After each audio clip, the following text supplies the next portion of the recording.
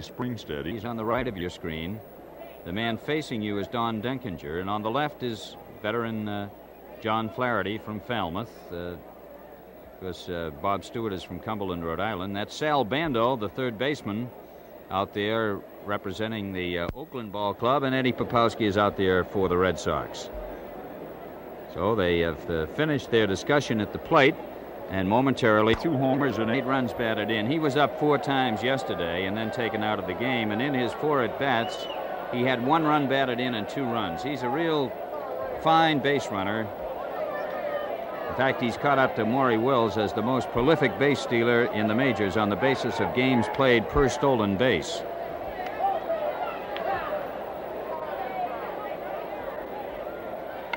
Campaneris beats out the bunt, and he is on with a hit. Here it is again. You see that he pushes it down to it first. Jones came over and took it. Culp going over to cover the bag, sliding in is Campaneris, and he is safe at first base. So Campy is on. There is manager Dick Williams of the Red Sox out there talking with Marty Springstead, the first base umpire, on the call. I'm mentioning Campaneris joining Wills as the most prolific base stealer as you look at Joe Rudi come up. Wills has stolen 502 bases in his 1,439 Major League games. That's going into this year. An average of 1 steal every 2.87 contests. And Campaneris, with 230 steals in 659 games, has the identical average. You see the size of his lead, and he is driven back. Rudi is batting .182 with no home runs, 1 run batted in. 1 for 5 yesterday. Ball 1. Ray Culp is making his 16th start of the year and his second against Oakland. He beat them 2-1 on the 14th of May with Chuck Dobson pitching against him. Ken, this superimposed picture on the screen, you see how Campaneris takes the lead. He doesn't quite take one as long as Maury Wills. Wills is off maybe 3 more feet. Strike, 1-1. Well, that must be about as far as anybody gets off then, I would have to think, John. Ken, he takes the longest lead of anybody I ever saw. Awfully long. Incidentally, I said Culp was 9-2. He is 9-3.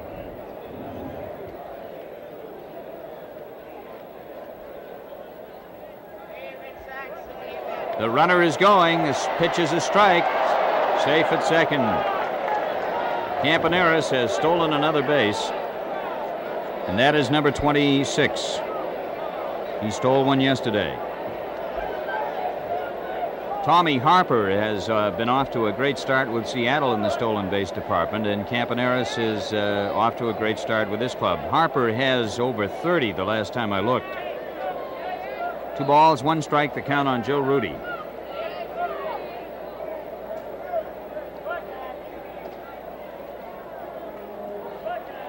Lou Brock of the Cardinals ranks 3rd behind Campaneris and Wills. Ball 3. Brock and Campaneris have both stolen more than 50 bases in each of the last 4 seasons to become the first major leaguers to perform this feat since Eddie Collins had a 6-year streak from 1909 to 1914. Ty Cobb also had a 6-year streak of 50 stolen bases. Campaneris has gone 51, 52, 55, and 62.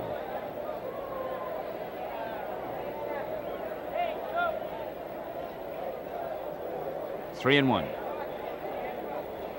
You know, yesterday we had quite a thing, and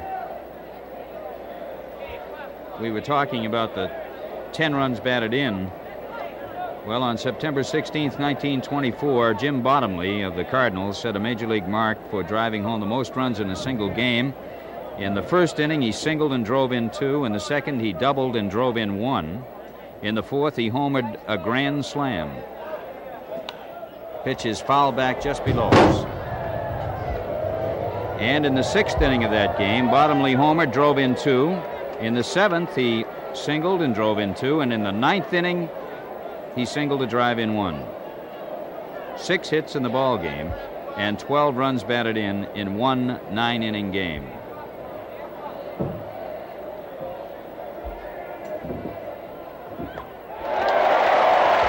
Joe Rudy strikes out.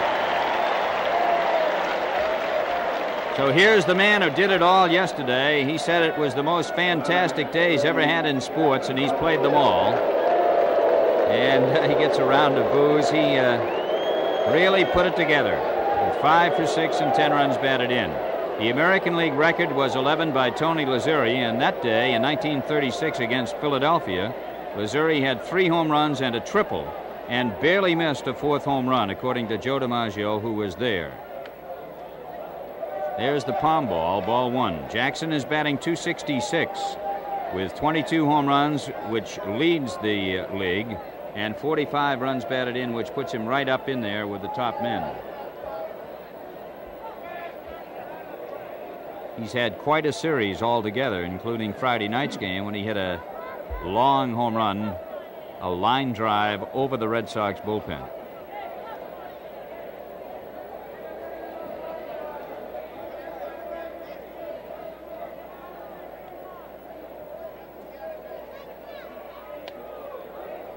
Ball 2.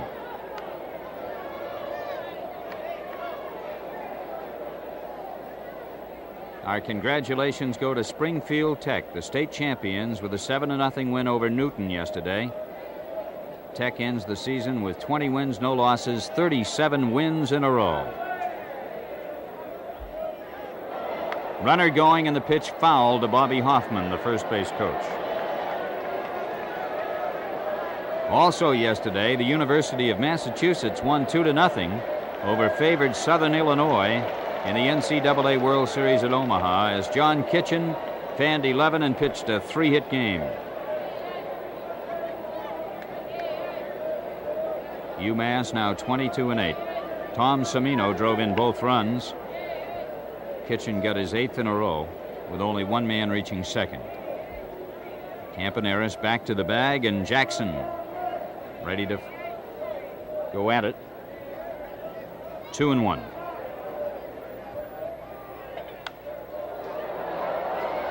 Fouled off. 2-2. Jackson gives a great deal of credit to the third base coach, John McNamara, and to the batting coach of the Athletics, the great Joe DiMaggio. He says that Joe has really helped him, and Joe feels that Reggie has the tools to be a superstar in this game. He said sometimes he goes after bad pitches. That's one of his big problems. Rico trying to keep Campy close.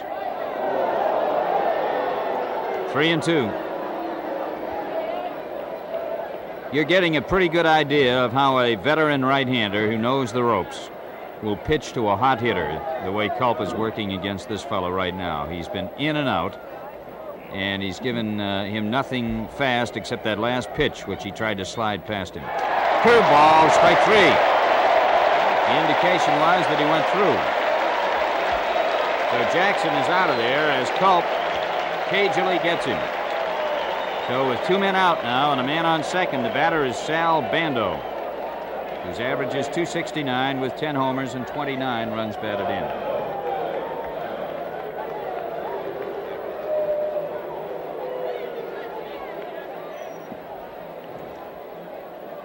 Bando was 1 for 5 yesterday. He also had a walk and was hit by a pitch. Ball 1.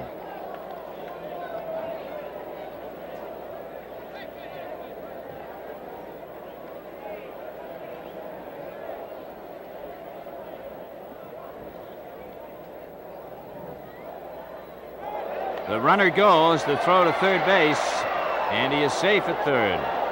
So Campaneris has now stolen second and third base and has 27 on the year. Ball 2. Yesterday, the Red Sox had 6 errors. On May 1st, 1901, the Tigers played the White Sox, and the Tigers made 12 errors. 2 years later, they turned it around, and the White Sox made 12 against the same club, the Tigers. May 6, 1903. Campy halfway down. Ball 3. He was just about halfway down the line.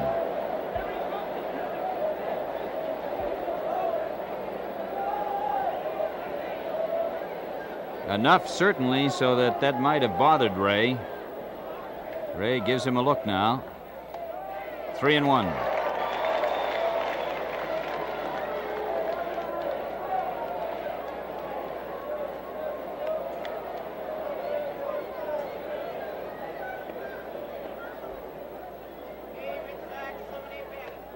Ball 4. Bando goes to first base.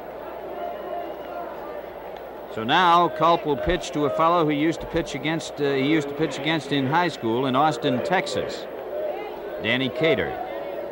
Cater now makes his home in Pennsylvania, but he and Ray were high school opponents in Austin. Danny with a very respectable .281 average, 3 homers, 34 runs batted in.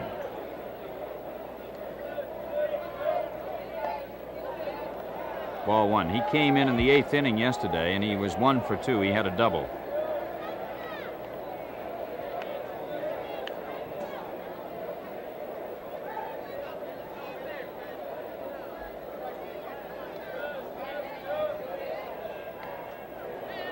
Ball 2.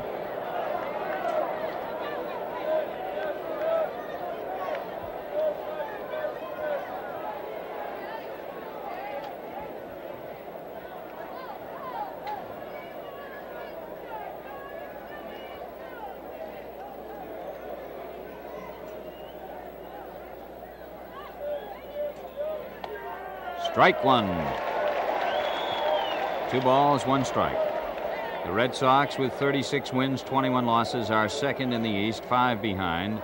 And Oakland, winning 29 and losing 25, are 1 percentage point ahead of Minnesota in the West. Oakland has won 3 and Boston 1 of the 4 meetings this year. The foul tip, and you see Campaneris, he wasn't sure until he saw the signal from Bob Stewart, and he came 2/3 of the way down the line. 2-2.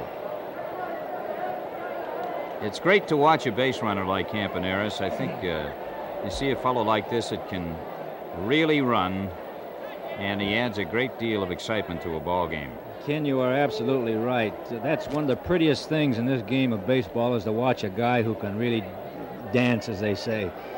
Have good speed, and they can take advantage of it. Don Clendenin at Pittsburgh, I thought, was one of the prettiest runners I had ever seen. Campaneris and Wills are just great.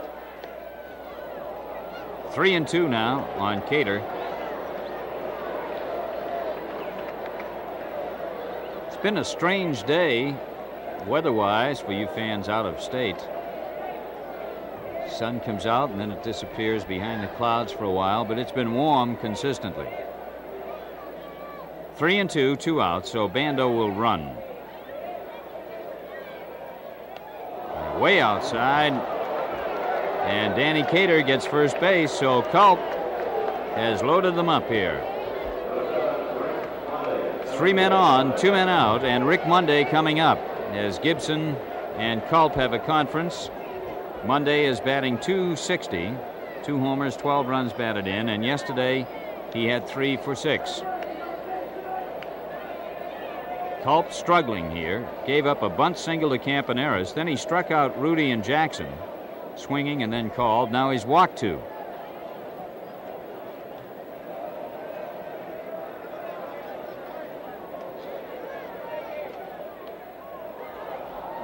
Ball 1.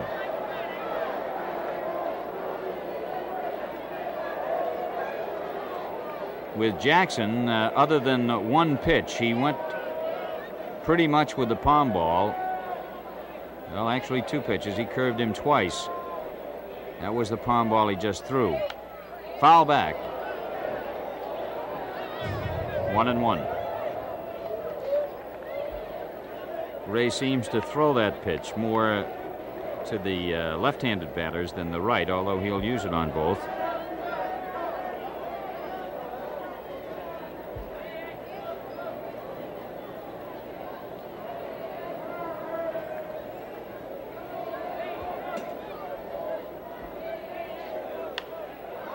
Off the glove, out to Schofield, on to Jones, and they get him. He's out of it. So in the first inning, no runs, 1 hit, 3 Oakland runners left, and after a half inning, it's Oakland nothing and Boston coming up.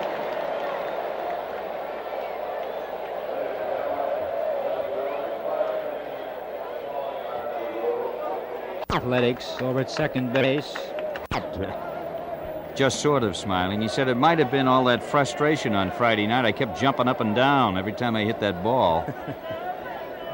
He hit robbed of a home run by Jackson. Ball 2. Nash is 6'5", weighs 230 pounds. First day he reported to the Athletics when they were the Kansas City Athletics. He went into Detroit and didn't know about that cab fare from that old airport out in the woods in Detroit. They don't use it much anymore. Willow Run. They use Metropolitans. About a $20 cab ride. 2-1. So Nash went as far as he could go and then had to take a bus into the Tiger Hotel. The Detroit hotel, that is, where they stay in Tiger Town.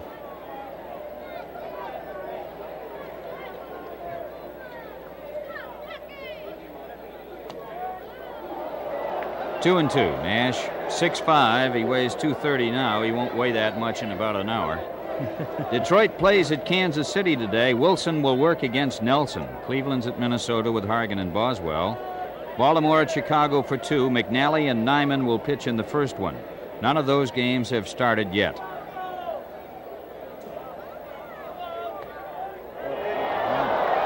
Schofield is called out on strikes, and he's protesting with Bob Stewart. With 1 away, Dalton Jones is coming up. California and Washington have started, and it's 0-0 in that one. Messersmith against Moore, but they have been delayed there because of rain. Jones last year was 2 for 15 with Nash for 133. His average this season is 251 with 3 homers, 16 runs batted in. Bear in mind that Larry Haney, the catcher, is brand new today with his club, acquired from Seattle for John Donaldson, so he's got to probably check more than most catchers, naturally, to be sure that he's on the same page with the pitcher. Strike 1. In another American League game, Seattle nothing and New York batting in the last half of the first inning at New York. Talbot against Bonson.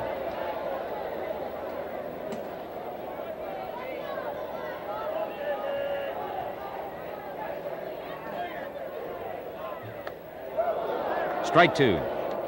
In the National League, Atlanta 3, Pittsburgh nothing at the end of 2. Houston and St. Louis, it will be Wilson against Gibson in that one. Cincinnati 1, Chicago nothing at the end of 3.5 and the first of 2. Again, Haney has to talk to his pitcher. Philadelphia will play at San Diego later. New York at Los Angeles, and Montreal will play a doubleheader at San Francisco. So that's the way it is elsewhere today. Amby Anderson, our chief usher at the ballpark, tells us that William McGee of 11 Egan Way in Brighton is 100 years old today, watching the Red Sox in action.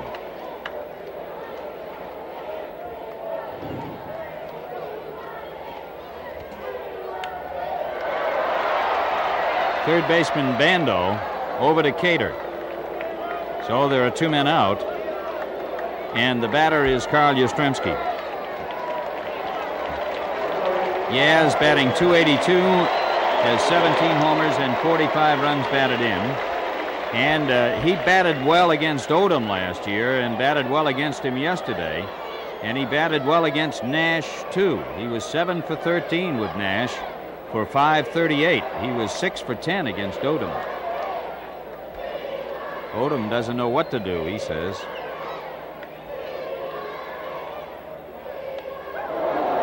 Strike 1. I was quite surprised what Odom said about pitching to Yaz, Ken. said he hit some good pitches on him. He's going to have to do something differently with him, even if he has to walk him. I thought he was a pretty good statement. Well, if your team gets 21 runs, you don't have to worry too much, I guess, Jim.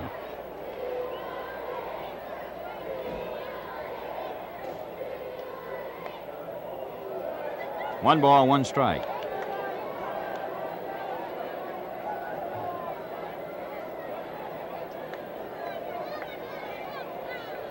You see the shot of the wind blowing out. It is blowing out toward the outfield.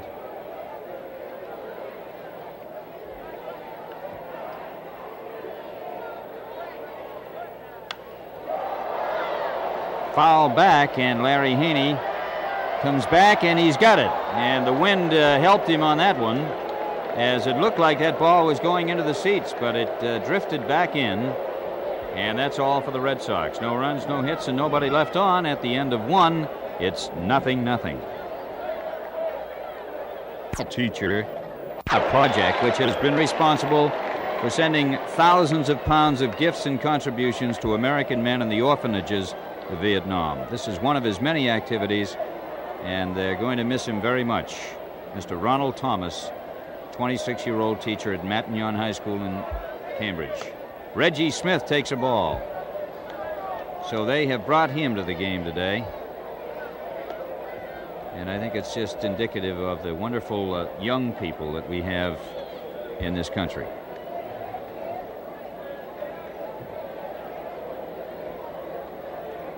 Smith is batting .318 with 9 homers and 38 runs batted in. .299 left-handed.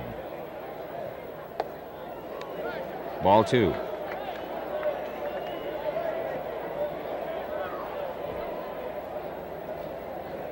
Reggie wants the pine tar rag.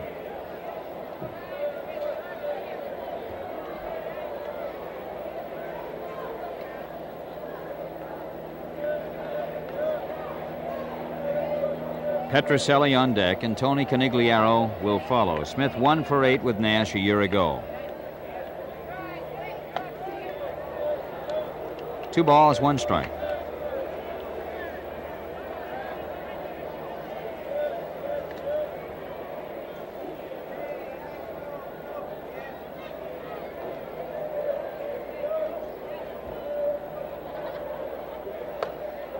Strike, 2-2. In the Red Sox notes talking about the father and son's game, Bill Crowley's got down here that the designated pinch hitter is Chris Garbowski, who will be assisted by his grandfather, Eddie Popowski. Eddie was very proud to have young Chris here today.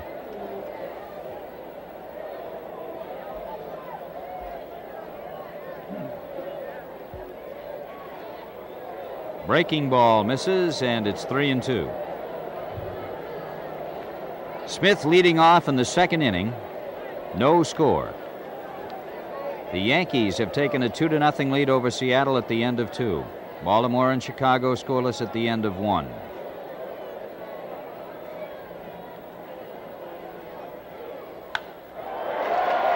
Cater throws to Nash. Smith is retired, 1 away. Nash went over there instinctively that time. He was right on the ball getting to first. Here's Rico Petrocelli with 20 homers, 39 runs batted in, and a .328 average. George Sullivan started a series on him in the Herald Traveler this morning, which I enjoyed reading. First of a series, the Rico Petrocelli Nobody Knows, and it's really interesting. I found out a few things that I didn't know, and I've been traveling with this fella since 1966. Ball 1. One of the things that I found out, for example, was that he was an all-metropolitan New York high school basketball player and was offered many scholarships as a basketball player to college. Youngest of 7 sons, family from Abruzzi, Italy. 1 ball, 1 strike. We have a great many people in the Quincy area who are originally from Abruzzi. And I'm proud to be an honorary member of the organization they have. Petrocelli 2 for 8 with Nash a year ago. Let up pitch, line to left. High off the wall. Rico around first, going for 2, and he is out at second base. Green taking the throw in, and Petrocelli is out, trying to make a double out of a single.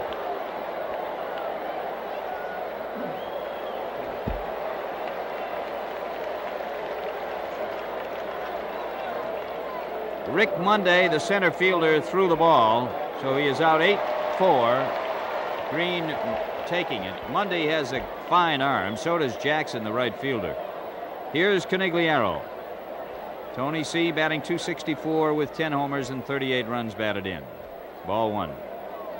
Last year, Monday was 4th in the league in assists with 11.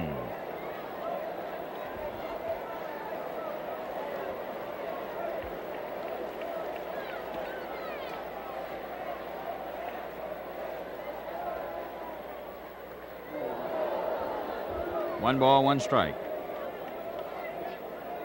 Jackson, the right fielder with this ball club, was 2nd in the league in assists with 14. Now Haney and Green and Nash get together. Ken, they're probably going over the signs again. Evidently, Haney is new on this ball club. He just reported either this morning or late last night.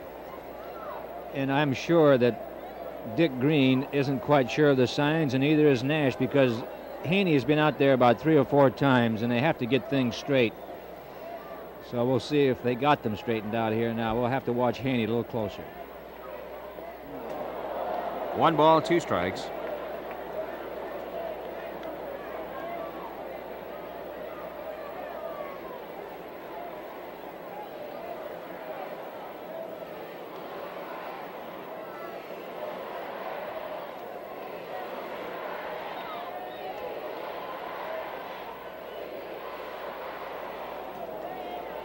Two and two. We have on hand today a group of AmVets and their sons from post 53 of the AmVets.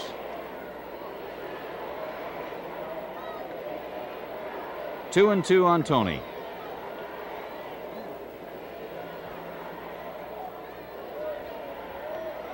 Strike 3. Conigliaro is out, and that's all for the Red Sox in the 2nd inning, as Nash gets his 2nd strikeout. So there were no runs, 1 hit, nobody. Will lead with Campaneris, who beat out a bunt in the 1st inning for their only hit. They got the bases loaded in the 1st after Rudy and Jackson followed Campy by striking out. Culp walked 2. Ball 1, he was going to bunt again. But Ray got Rick Monday on a 1-4-3 ground ball, and then in the 2nd he got the side in order.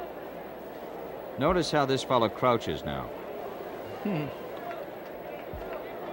Ball 2. John, what effect, if any, would that have on the strike zone as far as the umpire is concerned? Well, I think it just condenses it, Ken. It has to be from the knee to the shoulder or to the letters. If it's in that area, it has to be a strike. Look how low he is. Ooh. Foul back, 2-1. He straightened him up with that pitch Boy, pretty well. He did. Well, I know, but doesn't the umpire have to compensate for that crouch and go by the normal height of the man? No, that's his normal standing position, Ken. You have to go by that, so he has to condense his thinking on a pitched ball. Ball 3, 3-1. We're talking about Jackson and Monday's throwing. Del Unser led the American League in assists last year with 22. White and Jackson had 14. That's Roy White of New York. Well, there he goes. Campaneris is on. 3rd walk given up by Culp. Yastrzemski was right up in there as usual with 12. He and Jose Cardinal each had 12. And then came Monday with 11.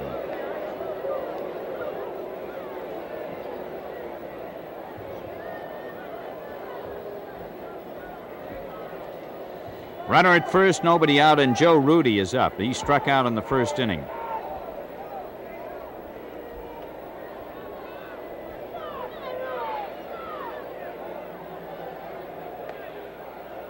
Ball 1.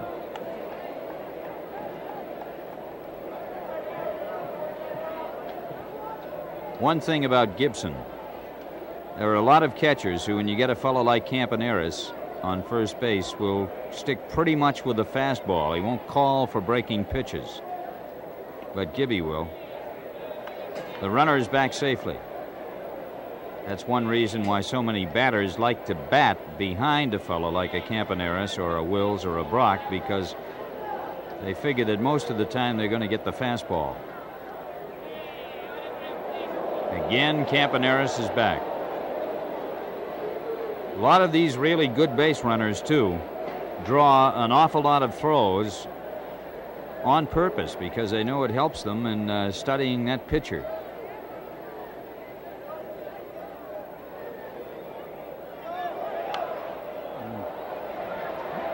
Gibson coming back, and Russ makes the catch.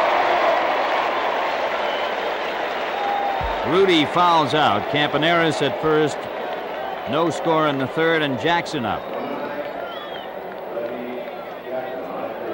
Well, Culp really worked very effectively with Jackson the first time and got him on a call third strike.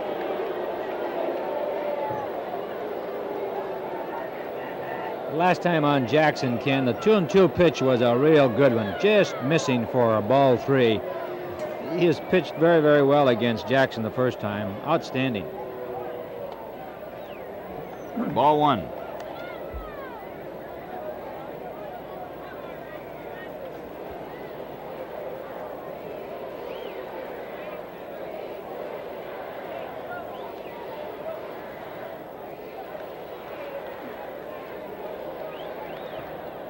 The California-Washington game has been postponed because of rain. They started to play and they were unable to continue.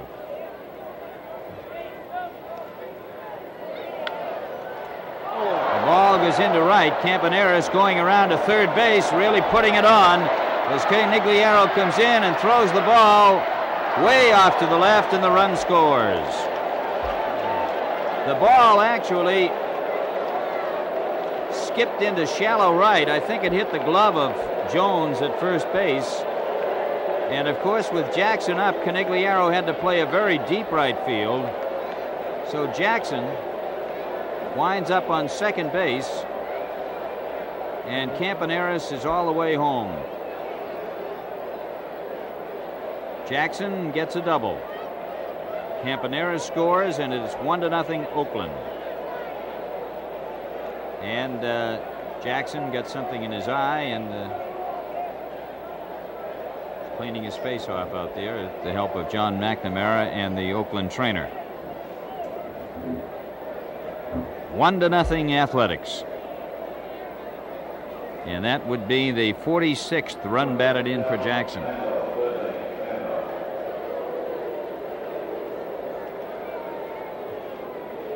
Sal Bando up. He had a walk his first time.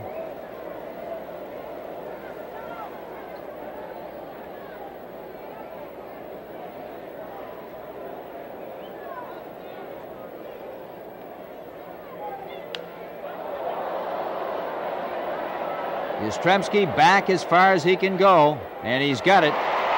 He throws to second base, right on the button for a double play. So he decoyed him again. Bando flies to left field, and the throw in turns it into a double play. Fine effort by Yastrzemski. 1 run, 1 hit, and nobody left. And after 2 1/2, it's 1-0 Oakland.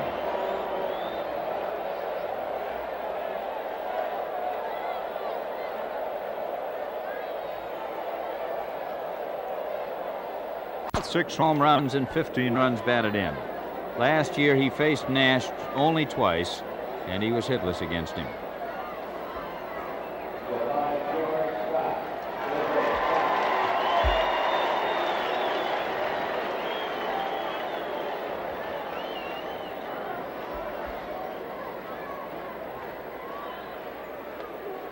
Strike 1.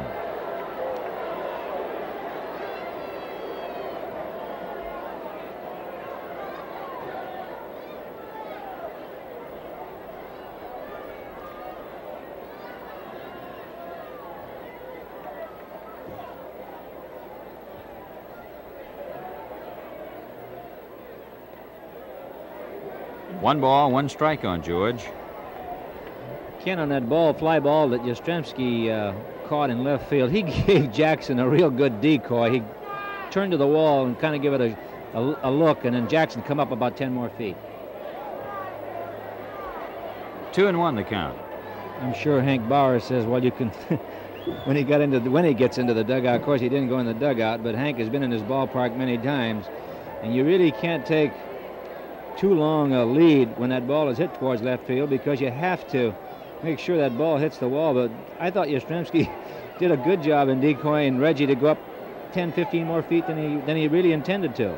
Well, he's done that a number of times this year. He's really a great faker when it comes to pulling that play.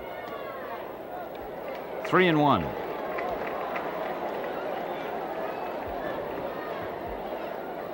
In this ballpark, at least, a fellow that I thought played pretty good defensive ball in left field was Ted Williams.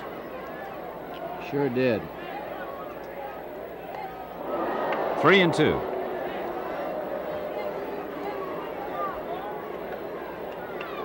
You know, Ken, they say left field is the easiest field to play, but when you're in a ballpark like this, you have to be a pretty good outfielder, because that ball comes off that wall a lot of crazy ways. Williams and Yaz play it very, very well.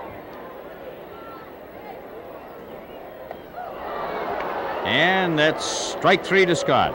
3rd strikeout for Nash.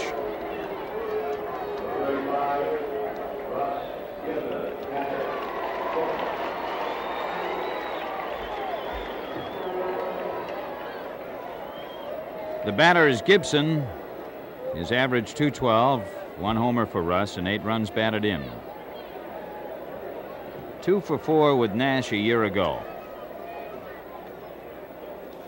Ball 1.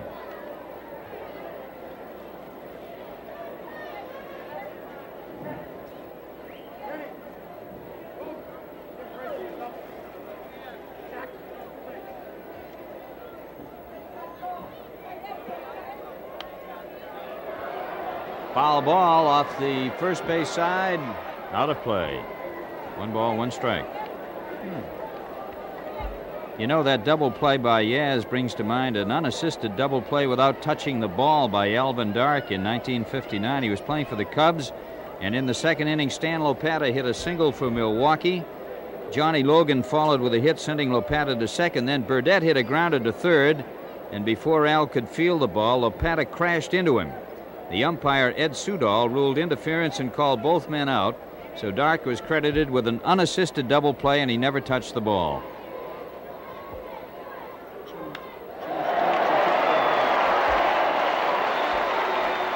There is a base hit for Gibson.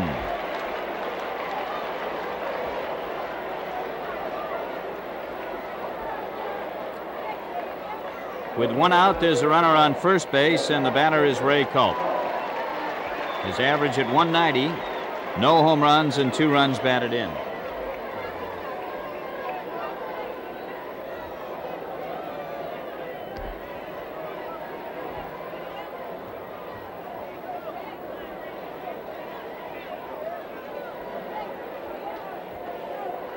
Bando coming up the line.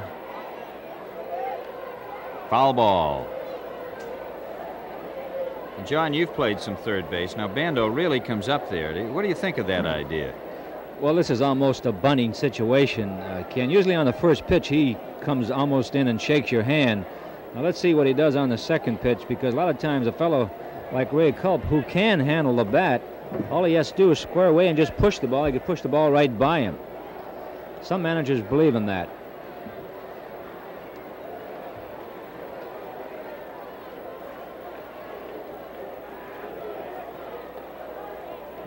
One and one. Well, Lonborg is good at it, and he does it. He'll try to do it on his own sometimes.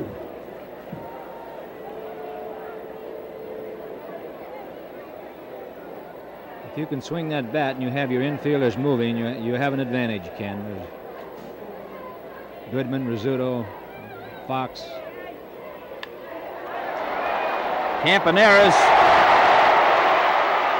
manages to get Culp, so Ray got done what he wanted to get done, but in a little different fashion. There's no sacrifice involved, of course, but Campy was a little over-anxious, trying to turn it into a double play. So there are 2 out now with a man on second base, and the duck is up, Dick Schofield.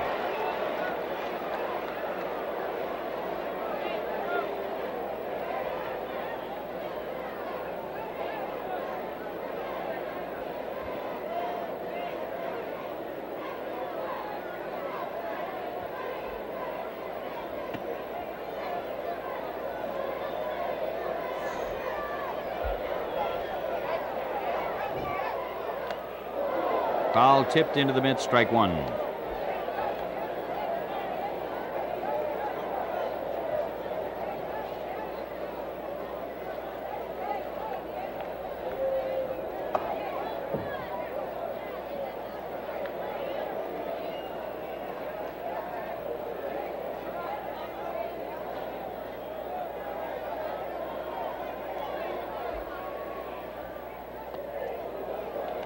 One ball, one strike on Schofield.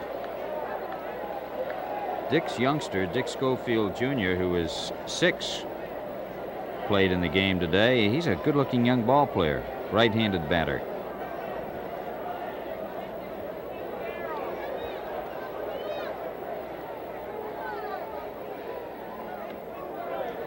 Ball 2. Mike Yastrzemski played 2, and as I mentioned, I interviewed Mike, and I said, "Who's your favorite ball player?" And he said, "My father," which I thought was kind of nice. You see young Mike swing that bat? He swings it pretty good, doesn't he? Pretty good. Yeah. Schofield swung it.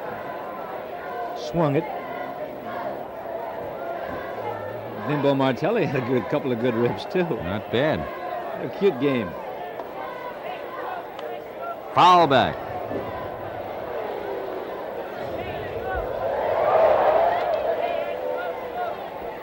They kid Dick Schofield, you know, because he's so small. They said that his son would be able to wear his uniform in the game. And they said his oldest son couldn't be here today because he was in college. He's a veteran, and he takes a lot of ribbing, but he's quite a guy and quite a ball player. Foul back.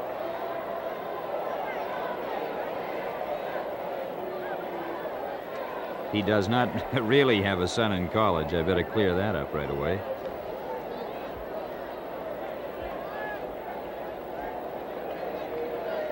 Two and 2 the count. Runner at second, 2 out. Oakland ahead 1-0 in the last half of the third.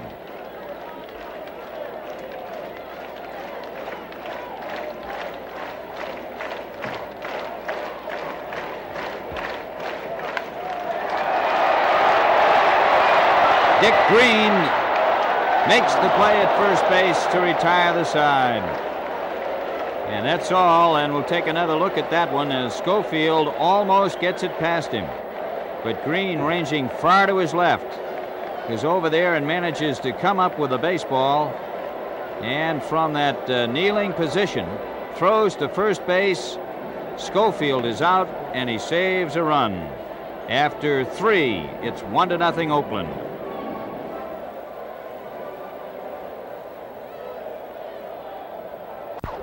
Thank you very much.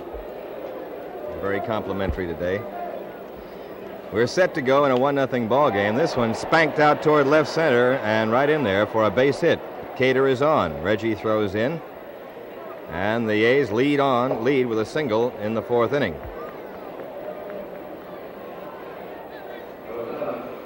3rd hit off Culp.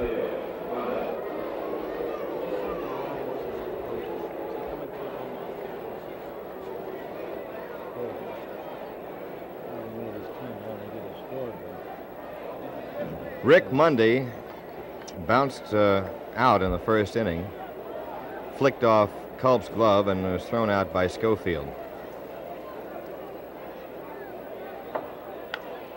Very well hit toward the deepest part of the bullpen. Back for it is Smith, and he can't get it. Nobody can. Home run. Rick Mundy makes it 3-0 Oakland, and the Athletics continue to maul. That is his 3rd home run of the year, and he gets RBIs 13 and 14, and very quickly it's 3-0. Ball towards the point of the bullpen, way out in right center.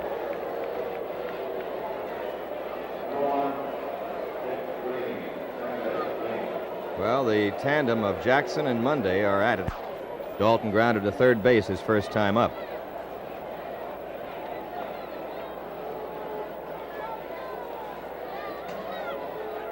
Jonesy had not had a slump this season until the last week, and he's been in one, trying to battle his way out of it. He's dropped quite a few points in his average.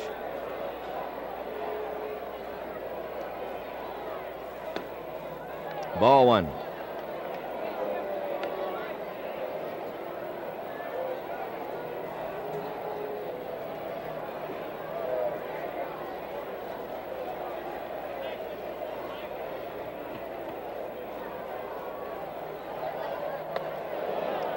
One ball, one strike.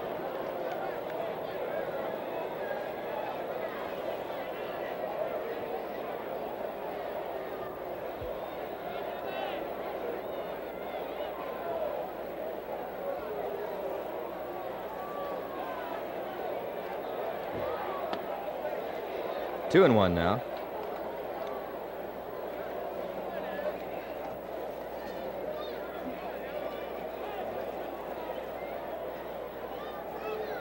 There is number 8, waiting to be at the plate.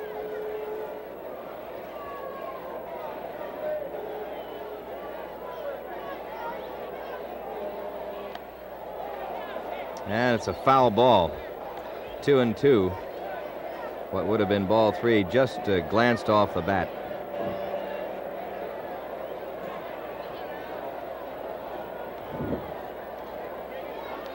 Jim Nash, Rookie of the Year in '66.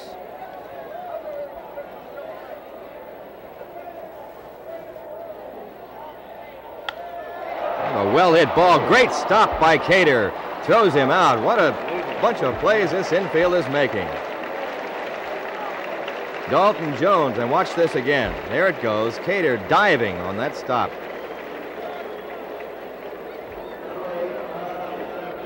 That's quite a play, Ned. He just threw himself at that ball. That's the way they've been playing this whole series against the Red Sox. Everybody, Rudy made a fine catch. Monday made a fine catch. Reggie Jackson made a fine catch. Campaneris made a good play the other night. Green made one Friday night. He made another one today, and now you just saw the other one. This club is really hustling. And Bando made a couple of robberies out in Oakland against the Red Sox. Here's Yaz up, taking a strike. Yastrzemski fouled out in the first inning.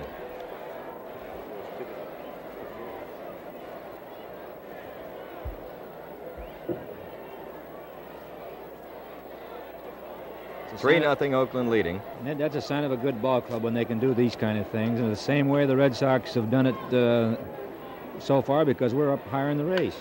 There's a well-hit ball to center. Way up she goes, and back goes Monday to make a catch. Well, that's the way it's been going, is right. That ball couldn't have gone much farther and stayed in the ballpark. It was hit very well to straightaway center. And here it goes again. Watch it on the replay. Boy, I'm telling you. What do you have to do? I don't know. We've hit some balls good today, Ned, and we just can't get a base hit. Back live now. Another. There's 3 fielding plays in a row. The one on Schofield to end the third, and these 2 this inning that have been out of the ordinary. You don't just say, well, they're paid to make that kind of play because, well, maybe they are, but you don't see it that often. By all members of a ball club. This club is hot. And you make those plays, and you get your pitcher out of trouble, and you win that way. Just, you know, the crowd here has been receptive to this young ball club, too, Ned, which helps. Ball 1 to Reggie Smith. As you remember when we were out there, a couple of the players were taking shots at the fans. There was no one in the ballpark, but here, so much enthusiasm and applause that they're getting with it. They must wonder. They thought it was a Red Sox crowd out in Oakland. Nobody was cheering for the home club. There's a foul ball back, and it's 1-1 to Smith.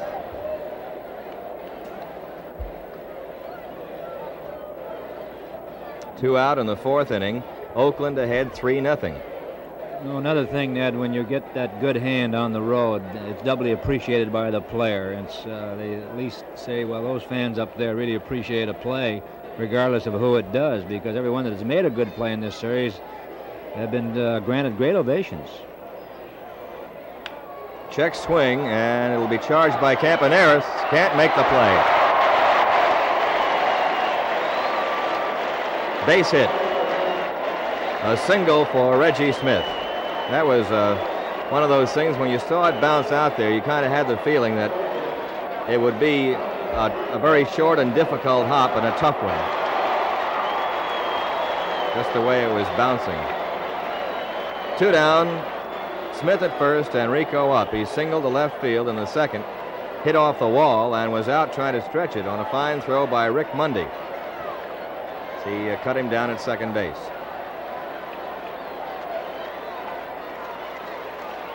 Red Sox have 3 hits now.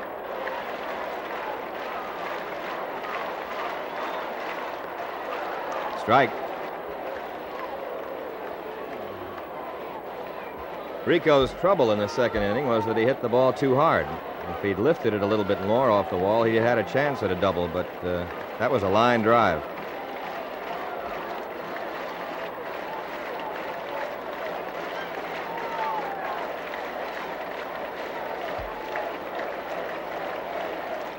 Ball. 1-1. Oakland 3 runs, 4 hits. The Red Sox no runs, 3 hits. There's Mr. Shortstop.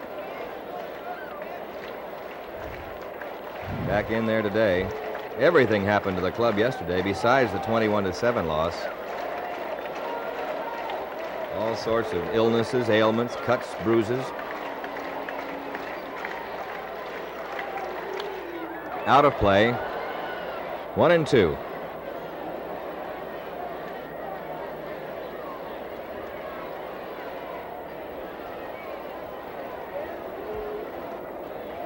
You know, Dick Green looks a little lighter to me this year than he did a couple of years ago, Ned. I didn't see him at all last spring, but I did see him 2 years ago, and I thought he was a little bit heavy, but he seems to be all right this year. He's much better shape physically. He looks a lot thinner.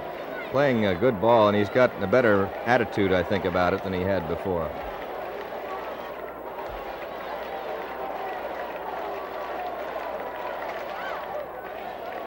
Two and two.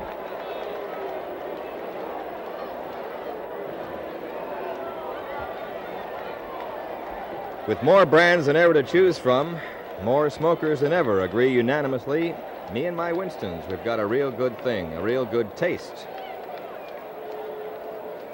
2-2 to Petrocelli.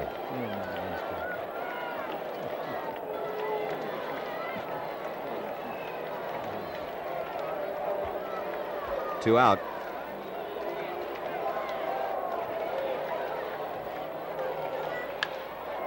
To the left side, Campaneris will go long to first and get Petrocelli. He's not. It's dropped by Cater. Cater dropped the ball.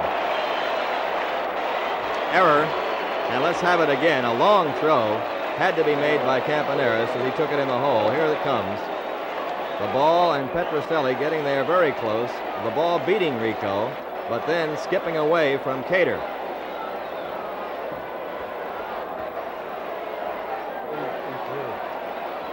Error charge to Danny Cater. Well, this is right after he made a fine play to lead off this inning. He drops what is a playable throw to him. A good play by Campy would have had, and it would have had Petrocelli had Cater been able to hold on to the ball. That's the first error of the game, and here's Tony with 2 on and 2 out. He struck out on curveballs his first time up. 3-0, Oakland leads. Wind blowing out. Strike.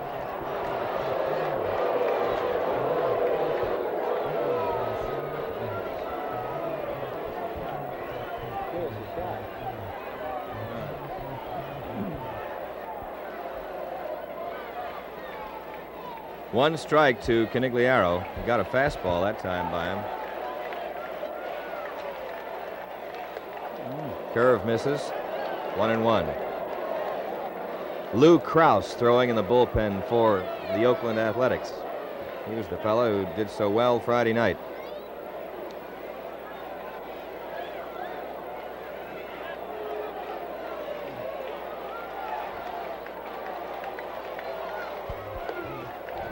And it's 2-1 to Tony.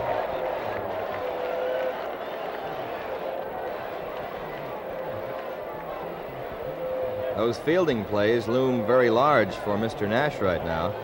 The ones made by Cater and Mundy. Because since that time, there's been an infield hit and an error. 2 base runners.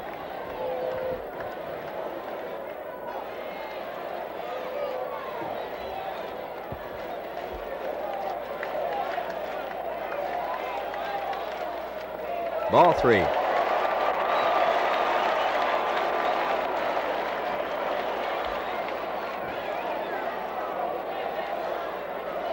Haney talking to Nash.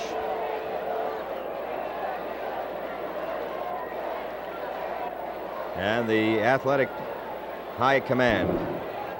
40 is Bill Posdell, and right next to him is manager Hank Bauer. And there's Joe DiMaggio too, Ned, number 5. Nash hasn't dared Canigliaro after the first pitch. He threw him a real hard fastball the first pitch, but then he's come back with 3 straight curves and he's missed. All right, it's 3-1 to Koenig. Campaneris over to first. This one is held, and that's all for the Red Sox threat in the 4th. They're out of there with no runs. 1 hit, there was 1 error, and 2 left. After 4, the score is Oakland 3, Boston nothing. Has turned this ball game a little bit in the direction of the Athletics. He has had an infield hit, a bunt single in the first inning, stolen 2 bases. He has walked and scored. So he's 1 for 1, and here he is to lead off another inning. And this is the 3rd straight inning, and 3rd time he has led off an inning. Look at that crouch. Ball 1. Ned Paul, our engineer, made a pretty good observation. I say a pretty good, it's a good one. He says, why not walk Nash and make him hit with Nash on first base? But, Paul, you always take that out if you can. There's Schofield is playing in a little bit to take care of Campy's speed, and he got him. They have the infield shortened up when Campaneris is at bat, and it paid off that time. 1 away in the 5th. Joe Rudy has struck out and fouled out.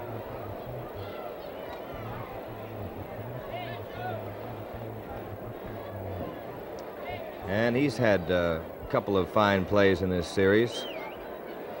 Friday night in left field, he made 2 good catches.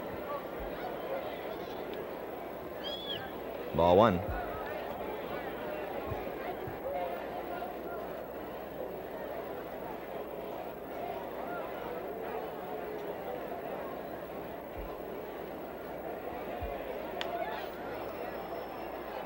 Third base coach John McNamara making that play. Of course, in this series, even though losing, the Red Sox losing, Yastrzemski has just played the words right off the page. He's done it all, especially yesterday, and he has an assist today in the outfield. Ball 2, 2-1.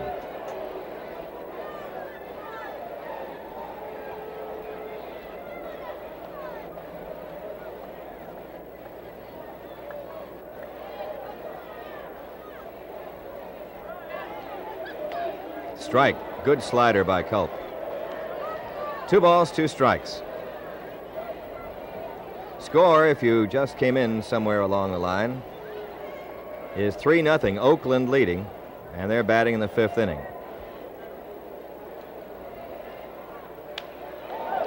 And a base hit. Rudy's on. That sounded like a hollow smack off the bat. Didn't hit it well, but it hit it well enough.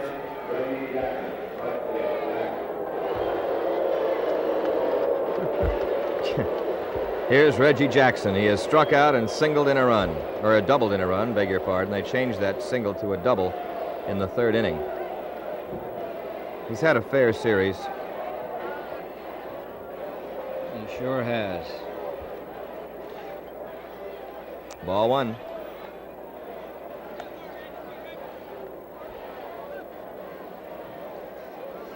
He has fine actions, Ned. So strong. Not in time to get Rudy. DiMaggio says when he controls the strike zone a little bit better, he's going to be some kind of hitter. Well, I'll say. He has 171 strikeouts last year, and that bothered him a little. 2-0.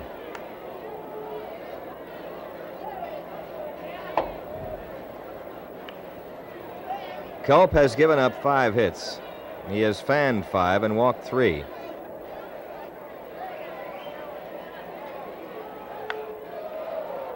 Fair ball, base hit down the line.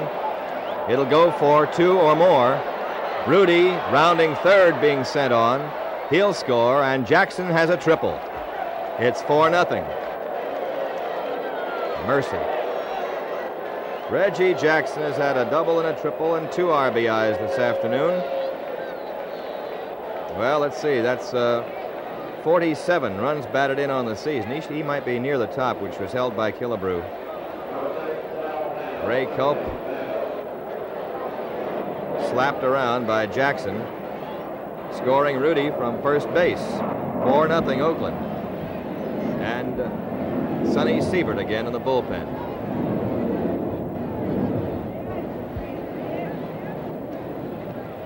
Infield in.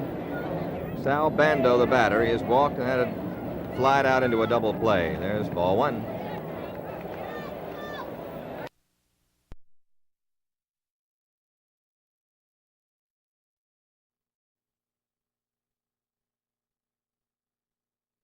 Turned this ball game a little bit in the direction of the Athletics. He has had an infield hit, a bunt single in the first inning, stolen 2 bases. He has walked and scored. So he's 1 for 1, and here he is to lead off another inning. And this is the 3rd straight inning, and 3rd time he has led off an inning. Look at that crouch. Ball one.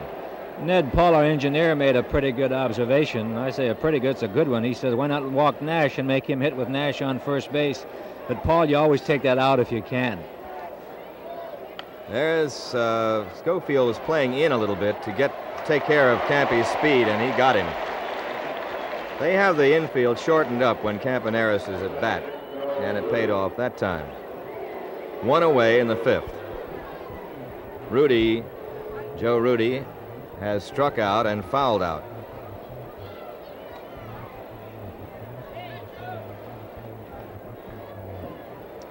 And he's had a couple of fine plays in this series. Friday night in left field, he made 2 good catches. Ball one.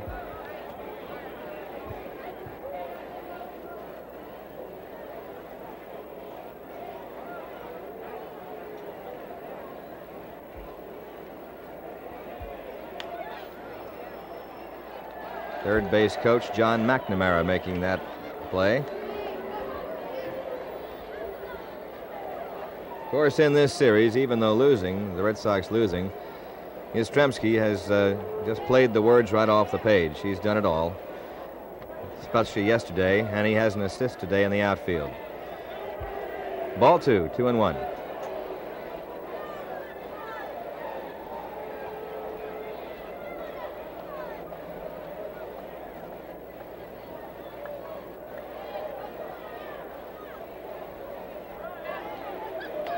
Strike. Good slider by Culp. 2 balls, 2 strikes. Score, if you just came in somewhere along the line, is 3-0. Oakland leading, and they're batting in the 5th inning.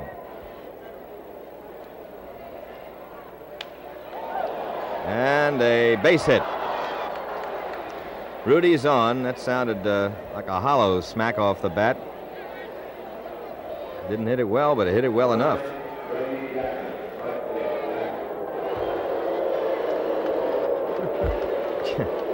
Here's Reggie Jackson. He has struck out and singled in a run, or a doubled in a run, beg your pardon. They changed that single to a double in the 3rd inning. He's had a fair series. He sure has. Ball one.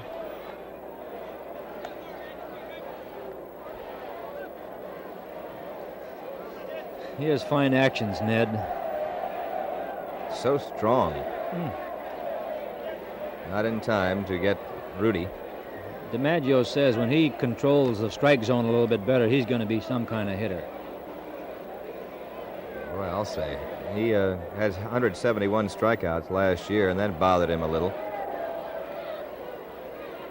2-0.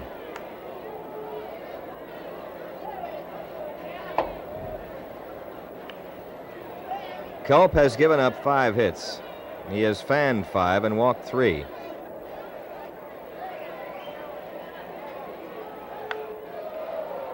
Fair ball, base hit down the line. It'll go for 2 or more. Rudy rounding third being sent on.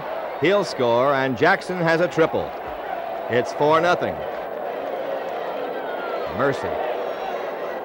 Reggie Jackson has had a double and a triple and 2 RBIs this afternoon. Well, let's see. That's 47 runs batted in on the season. He might be near the top, which was held by Killebrew. Ray Culp slapped around by Jackson, scoring Rudy from first base. 4-0 Oakland. And Sonny Siebert again in the bullpen.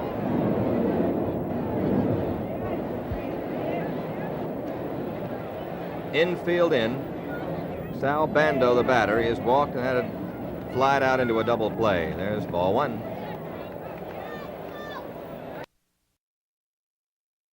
Streaked home, and it'll be an error charged to Culp.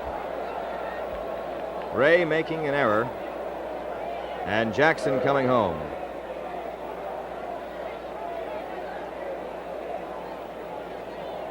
So the troubles continue to mount for the Red Sox here in this series. Darrell Johnson approaching the mound.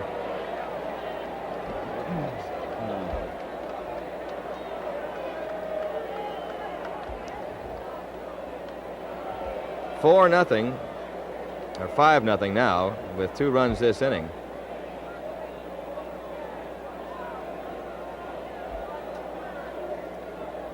Siebert is in the bullpen, as you saw, and Johnson wants words with Culp and Gibson.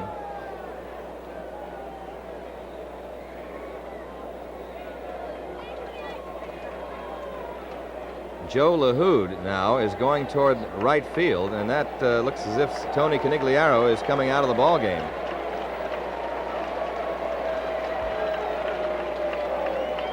There's going to be a change. The cart was going out to the bullpen. Tony coming in. He was out talking to Reggie Smith. He pointed to himself as if to say me, and Joe LaHood said yes. And Koenig has gone into the dugout. So the game and the series continue to take curious turns as the Red Sox trail 5-0. And there's going to be help from the bullpen for Ray Culp. Culp leaves the game after pitching 4 1/3 innings. He's had his second appearance as a reliever for the Red Sox. On June 11th in Minneapolis, he went 5 good innings, gave up 2 hits, no runs. He didn't walk a man, and he struck out 5, and was the winner in this one. He is 5-5 with the Red Sox, but he is 5-6 overall. Sonny trying to pitch his way back into the rotation. Well, he did a good job out there, and he was throwing a lot harder than he did at any time previously since coming to Boston.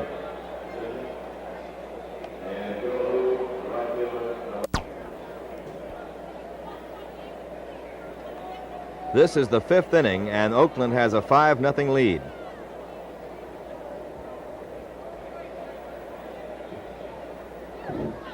Runner at first base is Bando. Ball one.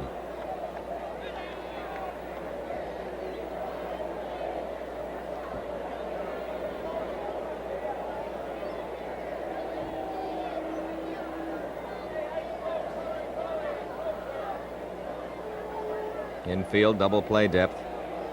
Runner going. bouncer going through as the hit and run is executed perfectly. Bando goes to third. LaHood picks up, and how do you like that, sports fans?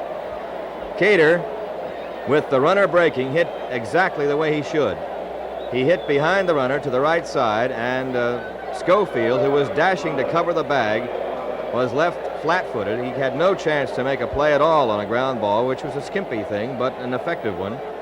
And it sends Bando racing around to third. 2 times in this series, the Athletics have performed the hit and run to absolute perfection. They did it Friday night to the other side of the infield, as they had the shortstop, yesterday rather, the shortstop vacating the hole to cover, and they rammed a hit right past him. There is Monday fouling a pitch off, strike 1.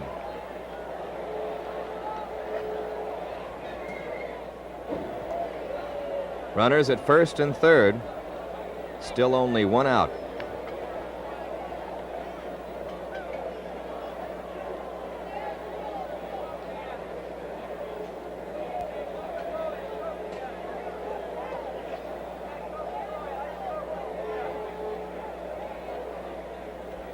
Siebert getting set. The fastball misses. Ball 1. 1 ball, 1 strike.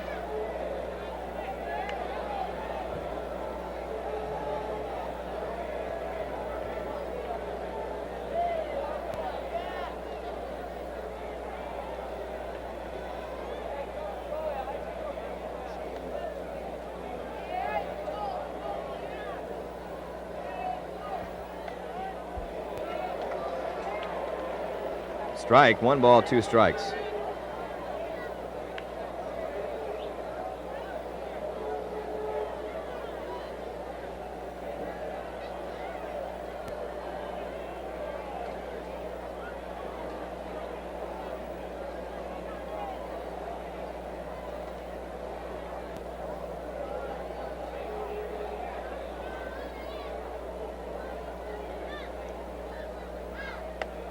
Fastball, 2-2.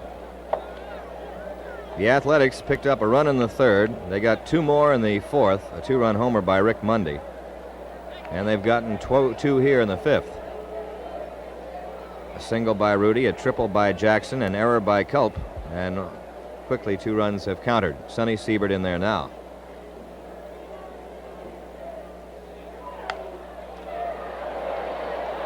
Schofield to Rico. They won't get the double play. A run will score. Nice takeout attempt by Cater going into second. He is erased 4-6. But on the fielder's choice, Mundy knocks in a run. Bando scoring the 6th Oakland run. It is 6-0. Dick Green is up.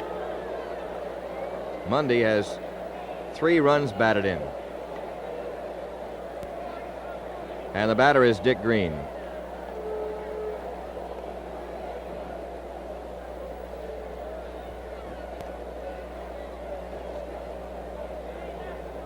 That run is charged to Ray Culp.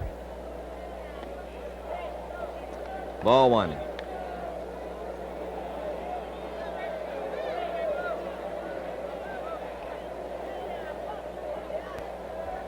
Six nothing Oakland, inning number 5. There goes Mundy, and no throw by Gibson. Pitch was a ball. He had the jump and stole a base. And they're running.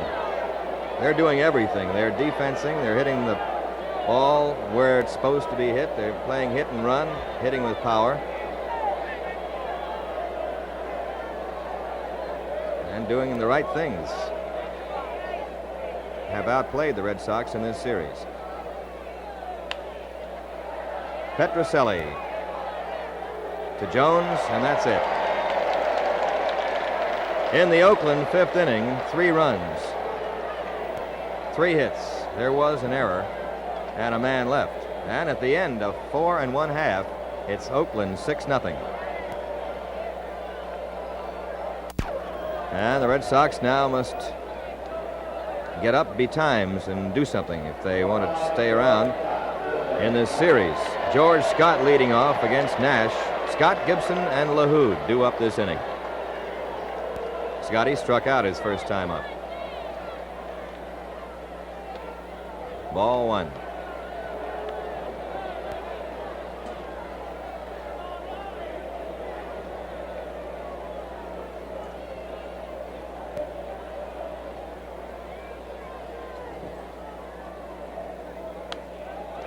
Out of play.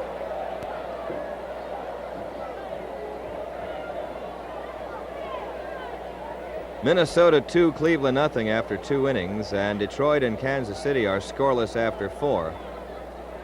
Baltimore leads the White Sox 4-0 after 5 innings. New York leads Seattle 4-0 after 5. Very high. Cater will have a shot at it. One down. First baseman Danny Cater. Russ Gibson coming up. Single to right his first time. In the National League, Atlanta 6 and Pittsburgh 2 after 6 innings of play. Cincinnati leads the Cubs 5-4 now after 6 innings in their first game. St. Louis and Houston have gone 5 innings, and Joe Rudy's in the way. Can't get the Cardinals score right in. I think they're leading. They are leading 2-1. Strike to Gibson.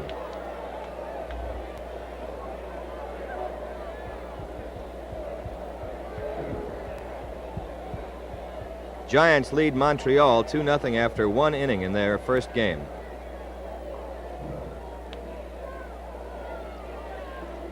One ball, 1 strike count to Gibson. The Orioles play White Sox 2 today, and they have a good lead in the first game. McNally pitching.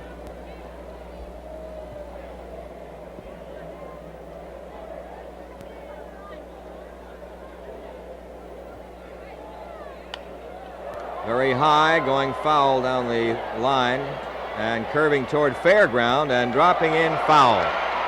Just foul. That wasn't foul by too much. Right in there where you see it in the railing. The wind brought that over. It appeared that it would go in the crowd, but it hit just in between the line and the wall. Ed, the center field flag is blowing in, and the flag on the grandstand is blowing directly out to left field.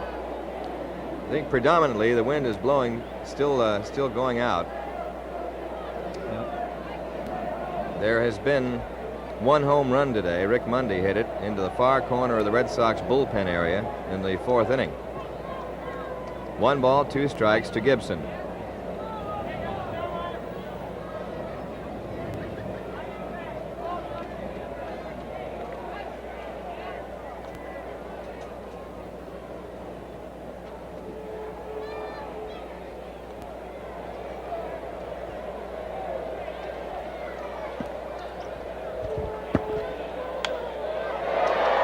Dick Green playing that one at second base. 2 down. And we'll see Joe LaHood now, installed in the game, replacing Canigliaro in the top of this inning. And LaHood is hitting 136, 3 home runs, 5 runs batted in.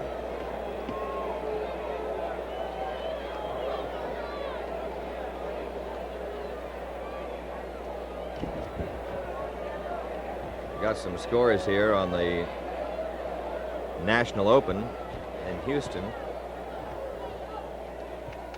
Strike. Jack Ewing Jr. had a 73 today for a 299 total. Larry Hinson a 299. Dave Thilo and Pete Brown with 299s. Bill Ogden had a 75 today for a 298. Lionel Hebert shot a 73, finished up with 297. There is Green playing perfectly for LaHood. He plays one of the deeper second bases in the league anyway, and he was back on the grass for that one. So Joe LaHood hits it hard, but right at second baseman Dick Green. Nothing across, and after 5, well, first of all, let's look at it again. See where he's playing? Right out there, and hardly had to make too much of a move for it. He had position on LaHood that time. At the end of 5, the score is 6-0 Oakland. Here's fan 3. Schofield is 0 for 2. He was robbed of a hit his last time out on a good play by Dick Green, the second baseman. Ball 1.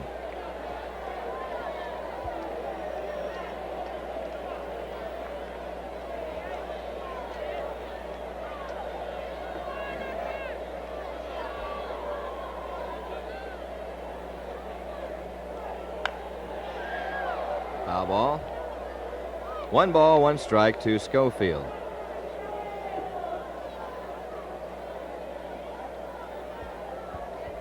Baltimore 4-0 over Chicago after 6 innings now.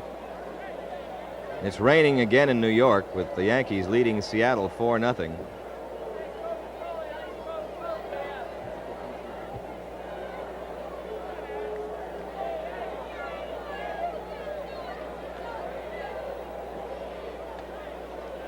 Ball 2.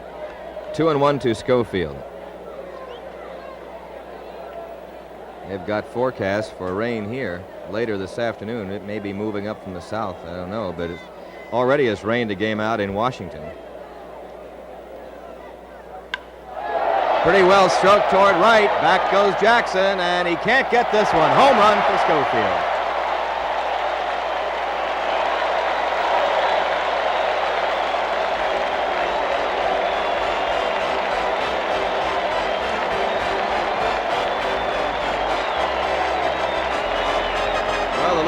Been trying for a home run in this ballpark and has come so close so many times that he finally got one out of there that the right fielder couldn't leap up and get. Jackson took one away from him last time on Friday night. This was into the visitors' bullpen for Schofield's first home run of the year.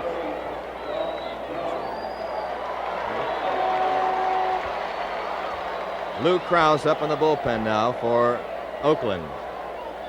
It's now a 6-1 ball game. Oakland out in front. I believe that is Schofield's first American League homer. He did not get any for the Yankees in 1966, the short time he played for them.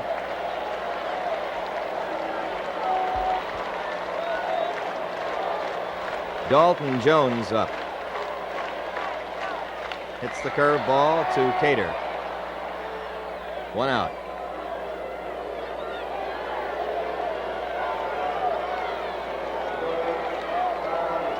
Carl Yastrzemski up.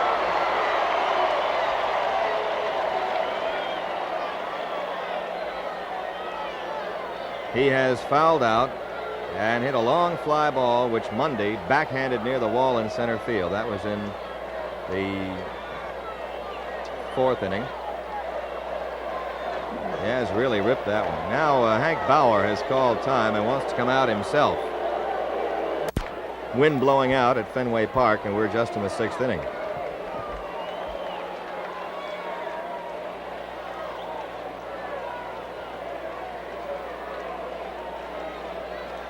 Wind is working in swirls now. It kicked up gusts around shortstop and third base in toward home. But if you get it up into that jet stream towards center, you should have it made. Curveball. Ball 1. Of course, both Bauer and Posdell are watching very, very closely. They're on the second step in the dugout, Ned. I don't think Bauer or Posdell have taken their eyes off of him here in the last 5 minutes.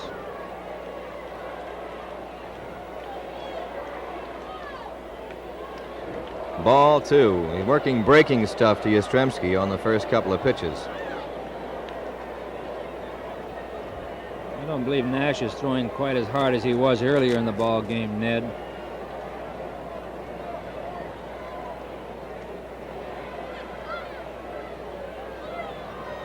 Can sap a pitcher, this kind of humidity, even a Georgian.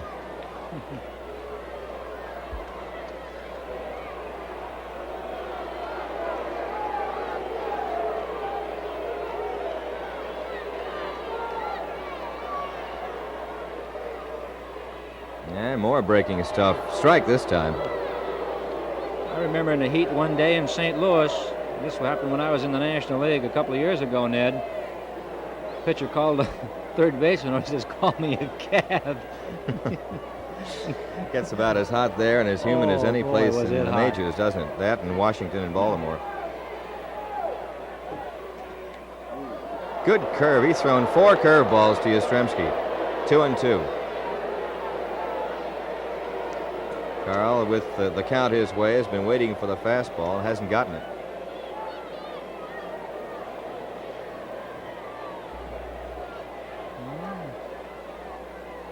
It's a good shot right there, shaking his head. Now he's got his sign. Another curve. 3-2. 5 of them. Well, what do you think to throw now? I wouldn't be a bit surprised if they threw him another curveball. Of course, he doesn't want Yastrzemski to get on. He wants to make him earn it. He hasn't, like you say, he has thrown him 5 straight curveballs, Ned. Yaz has been hitting the ball sharply every time. Yeah, it's the curve, but there's Green, perfectly placed again. Dick Green playing just where he did for LaHood, back on the grass, and position meant everything right that time. 2 down. You know, Yastrzemski's hit a lot of balls hard. Remember the first week over in Cleveland and in Baltimore, Ned, they were taking base hits away from him. Couldn't buy a hit, but he was hitting it sharply, and that sent him into a slump. Yeah, when you hit the ball good, you're really not into a slump. He's a type of hitter that, because he can do so much with a bat, that won't go into a prolonged slump. Reggie 1 for 2, taking ball 1. Bill Landis now throwing in the bullpen for Boston.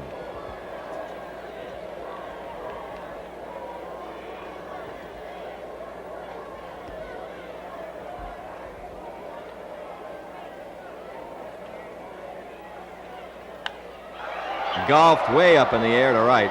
Jackson and Monday converging. Monday makes the catch. That's all. 1 run, 1 hit, a homer by Schofield. Nobody left. After 6 innings, there's your score. Oakland 6, Boston 1.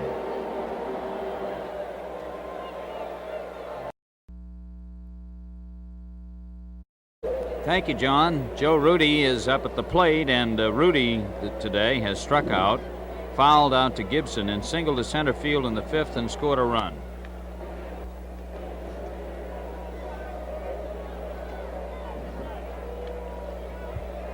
Ball 1.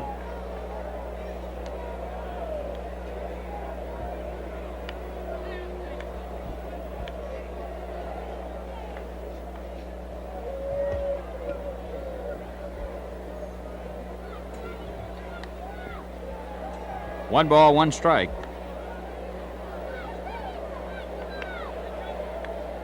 Look where Yaz is playing for Rudy. Rudy is a big boy. He's 6'3" and over 200 pounds.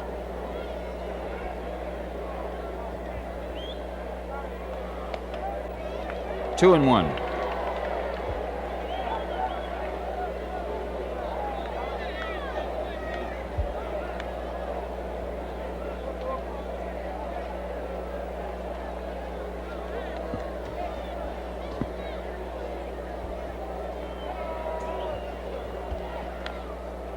Foul ball.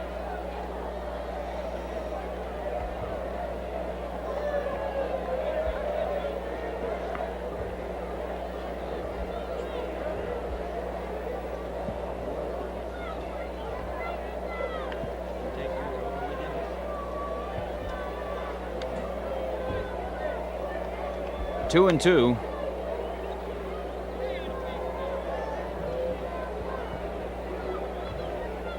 Roland is warming up in the bullpen now.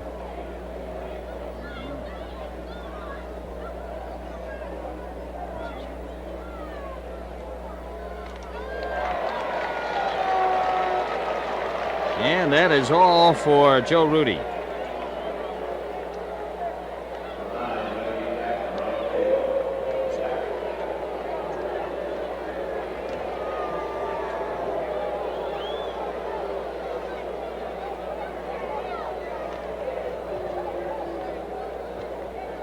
Reggie Jackson with a double and a triple and 2 runs batted in and 3 trips. Fly ball to right field deep. And it is a home run. And he continues his tremendous series here in Fenway Park. As he comes up with his third hit, his third RBI today, and just a tremendous series for this young man as he goes back into the Oakland dugout.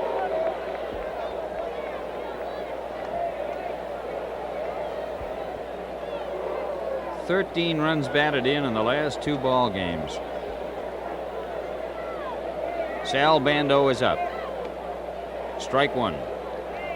Ken, Jackson is, before that home run, was hitting 272. He came in here Friday night hitting 240, 243 or somewhere in that range. But since then, he's really worn us out. Foul back. Well, I was saying over on the other side a while ago, John, I don't really recall. I've seen some visiting players come in here and have some great series, but this may be as good as anybody has ever done from a visiting club in this ballpark. Well, he had 1 for 4 Friday night and 5 for 6 yesterday. 1-2. He has had a tremendous record. Landis warming up.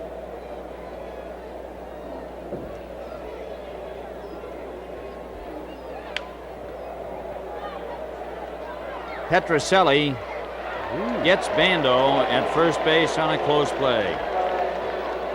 In this series, Jackson is 9 for 14, 2 singles, 2 doubles, 1 triple, 4 homers, 14 runs batted in, 5 runs scored, 2 walks. He has done it all, as they say. And here's Cater now with 2 out.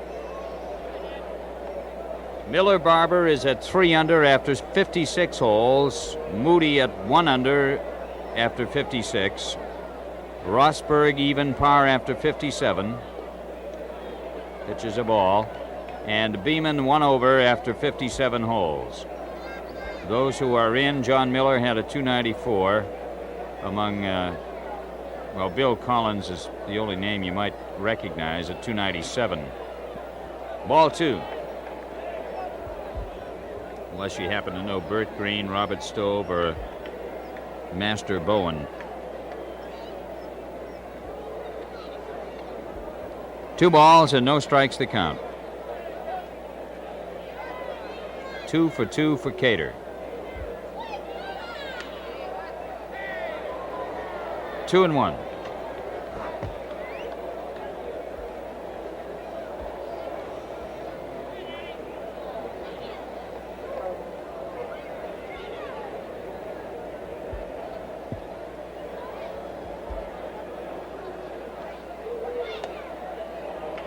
Two and 2.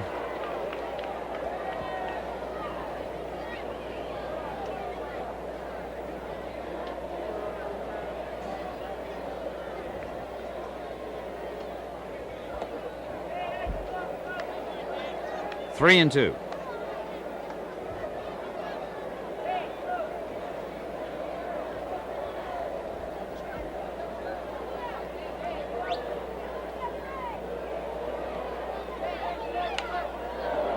And Cater comes up with his 3rd hit. A single into center field for Danny Cater. So he and Jackson each have 3 hits apiece. And the batter now is Rick Monday, who has bounced out, homered, and reached on a fielder's choice and stole a base in the 5th inning. Oakland with a 7-1 lead.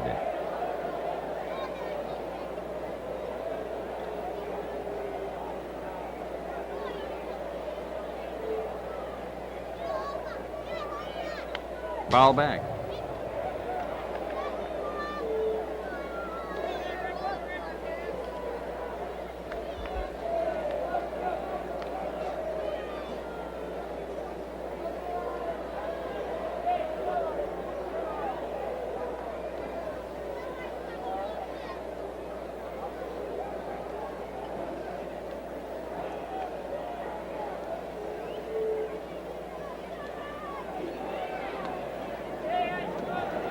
Strike two, the count on Rick Monday.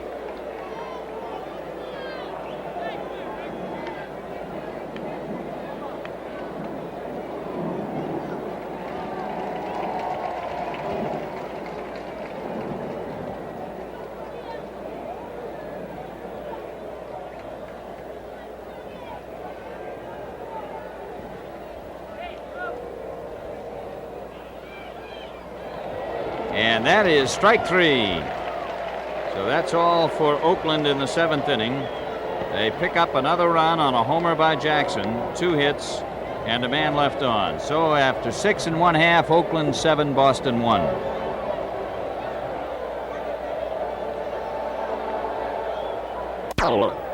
Jim Nash worked a total of 6 innings here this afternoon and gave up 4 hits and a run.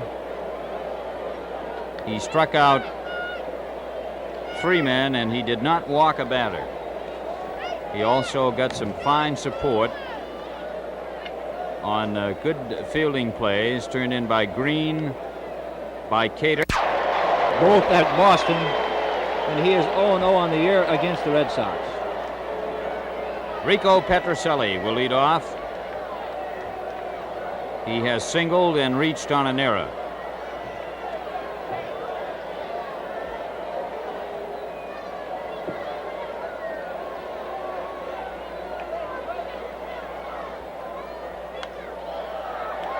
Foul ball, and Haney is back under this one, and he's got it. Petrocelli fouls out, and now Siebert is in the spot here, and so Locke is going to bat for him in the number 6 spot in the order. 1 man out in the 7th inning, and Don Locke is up to bat for Sonny Siebert.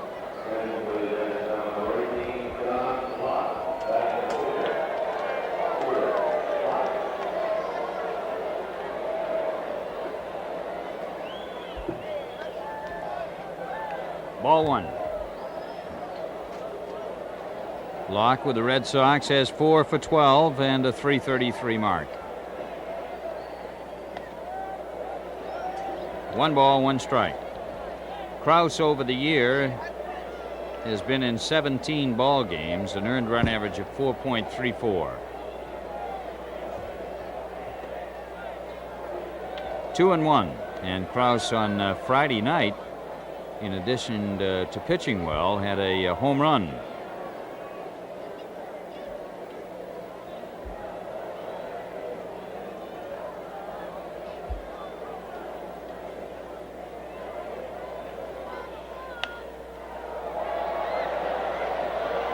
Sal Bando after this one, and he's got it at the last instant. The wind gave it a whirl, but Sal caught the ball.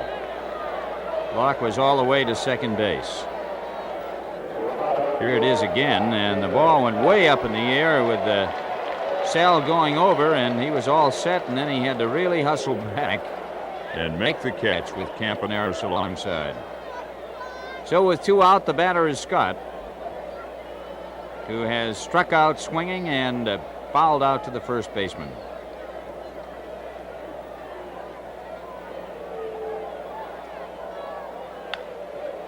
Ground ball into center field for a base hit. Scott is on.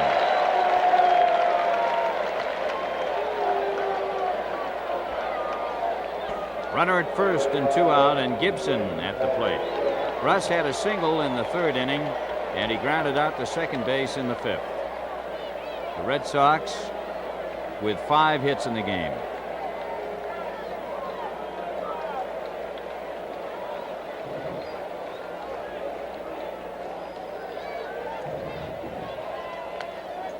Strike 1.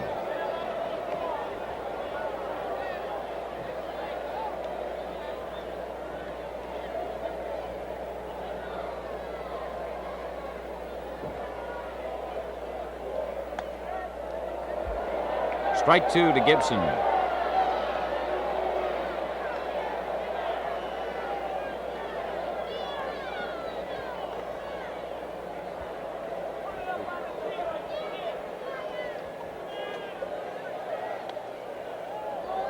Ball 1, 1-2.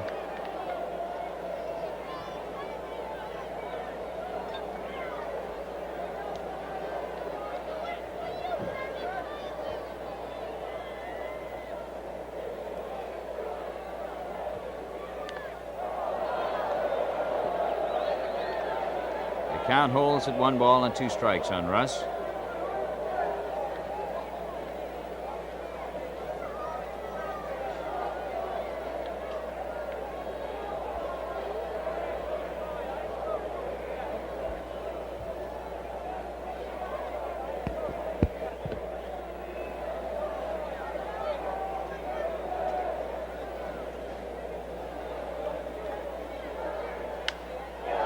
Fly ball to left field. Rudy back, and he makes the catch. At the end of 7, it is 7-1 Oakland. So Dick Green is ready, and I believe you are too, Ken. Well, John, Green stands in there with 0 for 3 today. He's flied to left, grounded to third, and to shortstop. Pitch is a ball.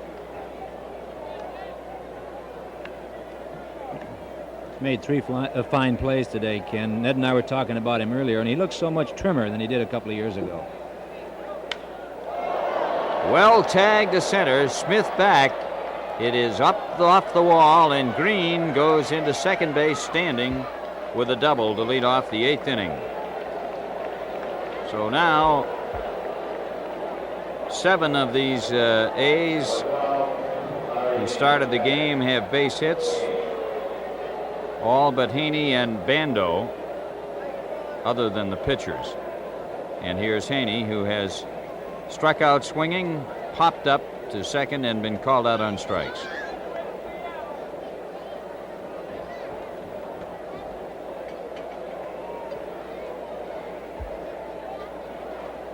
Well, there's been one trade over in the National League that we have received a word on. That's foul. The Montreal Expos traded Don Clendenin to the Mets for infielder Kevin Collins and 3 minor leaguers. So that is one deal that's been made today. There may be more. I'll try to feed you some of these other scores now. Detroit got 7 runs in the 5th and leads 7-0 over Washington at the end of 6.5. Northrop homered in the 5th with 2 on. Strike called. Cleveland and Minnesota tied 2-2 at the end of 4 with Hargan and Boswell. Baltimore 8-0 over Chicago at the end of 8. Blair homered in the 5th with 1 on. McNally is doing the pitching. First of 2. California and Washington postponed because of rain.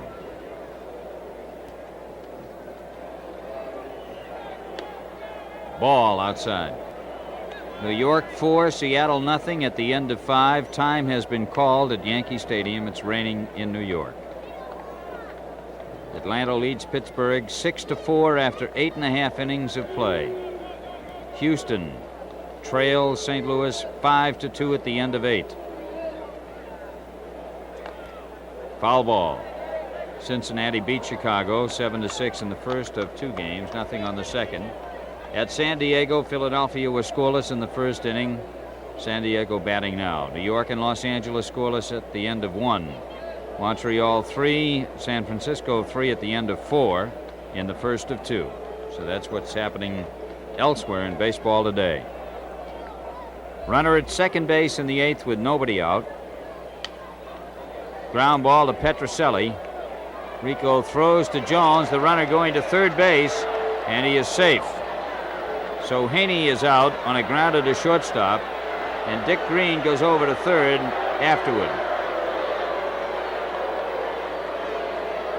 John Flaherty, the third base umpire, making the call. Runner at third and 1 out in the 8th inning, and Lou Krause is coming up.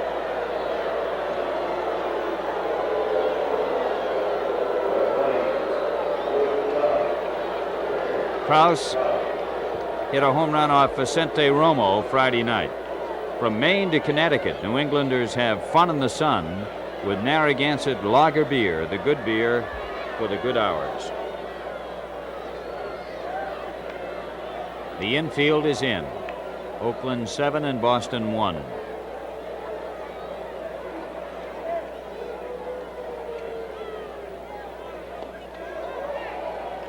Strike 1, and Green had to really hustle back. He broke more than he figured, I guess, and He must have thought Gibson was going to throw the ball because he slid back to third base.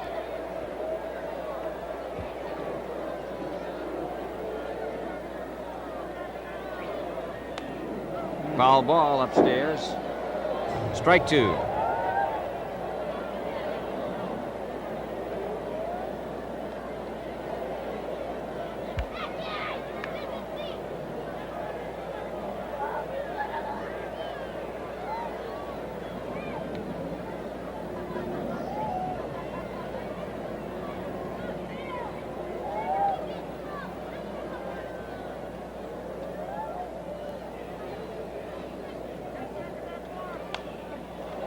Foul back. Still 2 strikes on Krause.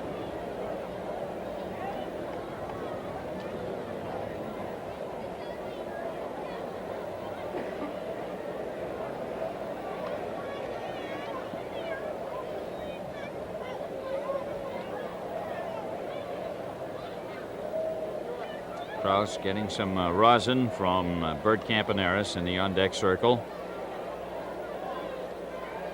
Don't forget, we'll be televising Tuesday night. 7:45 is game time in Cleveland. Foul ball.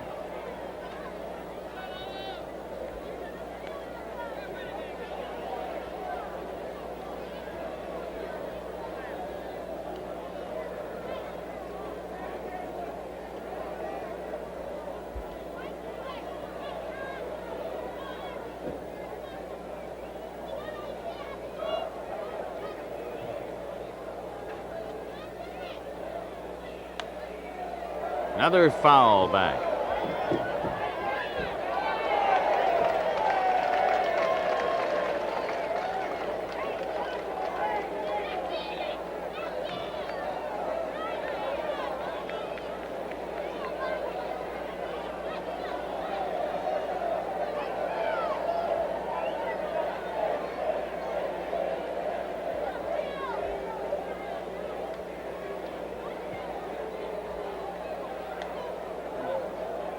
One ball, 2 strikes. Krause looking down at his third base coach, John McNamara.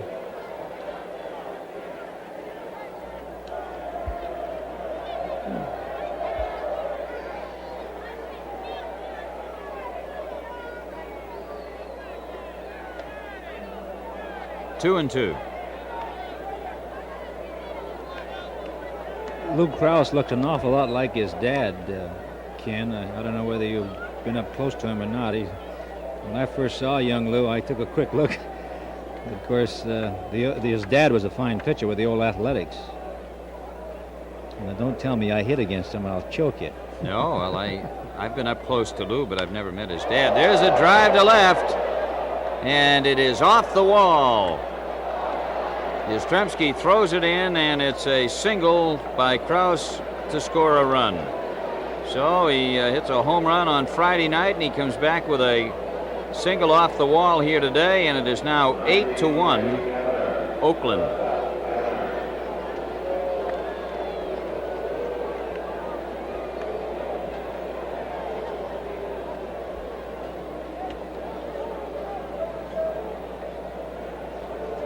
Campaneris at the plate with a runner on first and one down.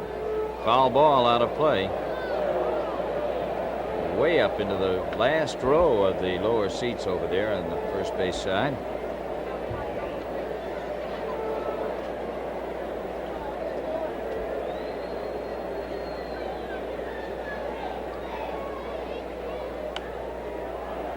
Foul ball out of play.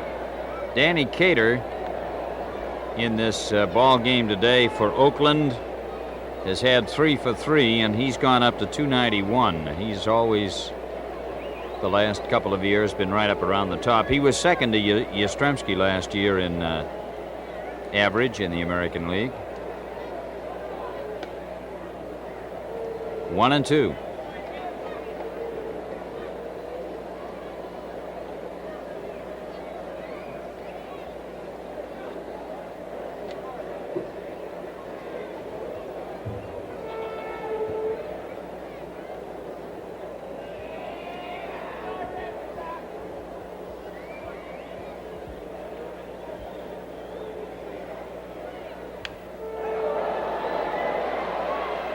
A base hit to left field for Campaneris.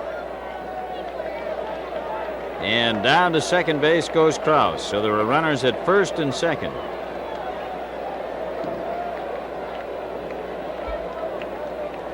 And now Joe Rudy is at the plate. He has struck out, fouled to the catcher, single to center field, and struck out again. There's one man out in the 8th inning. Oakland in this ball game got a run in the 3rd, 2 in the 4th, 3 in the 5th, 1 in the 7th. They've got 1 here in the 8th. And they lead 8-1. Gary Rogenberg is warming up in the bullpen for Boston.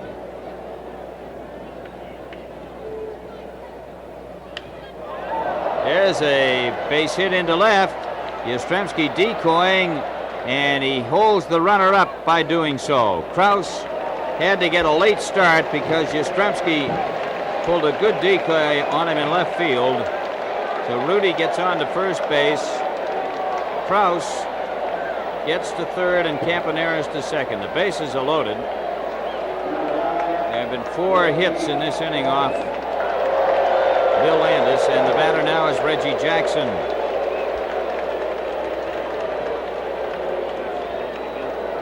In this series so far, Oakland has 33 runs, 35 base hits. The Red Sox have 9 runs, 18 hits. Oakland's made 4 errors, Boston's made 9. Now Jackson is going back over toward the dugout as you see Rogenberg warming up. He apparently wants another bat.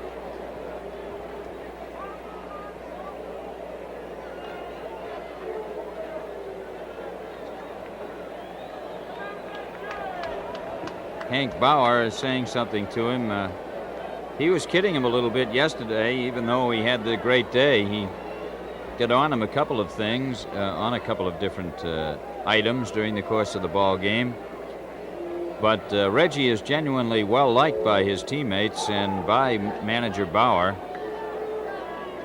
a fellow that is really working at it, and he's 9 for 14 in the series and has driven in 14 runs, and here he is up there with the bases loaded.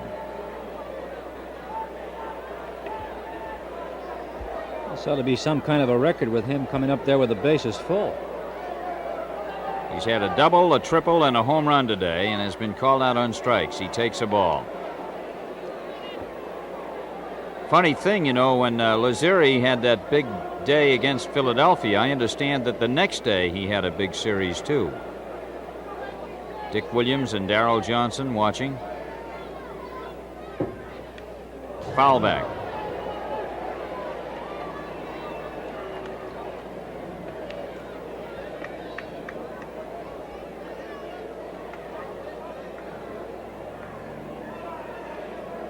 Among those with big RBI days, Bobby Doerr of the Red Sox once had an RBI day of 8. I think Ted Williams had one of 8 once. Whoa. The ball apparently hit him on the right wrist.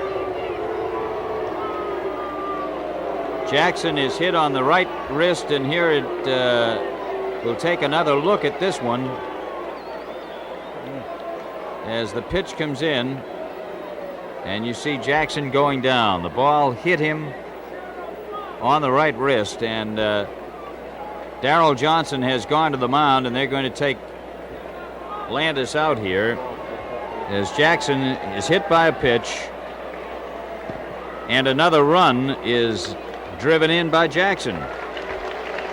And he gets a nice hand as he goes down to first base. So he has 15 runs batted in this series. Campaneris goes over to third. Jackson on first base, and Rudy now on second. Krause is in with the 9th run. And coming into pitch is Rogenberg, as Bill Landis today worked 1/3 of an inning. They play 4 games there and then come back home with New York and Cleveland here. been a strange kind of year for the Red Sox. They've had a better road record and have played better baseball on the road than they have at Fenway Park. Bando is up. The pitch almost gets away. Ball one. And Campaneris had a pretty good lead down from third base.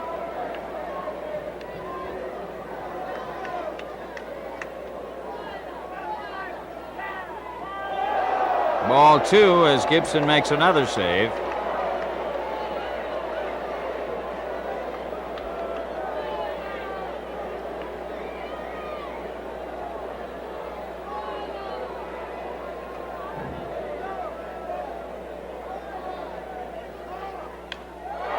Drive to left field, and it is a grand slam home run.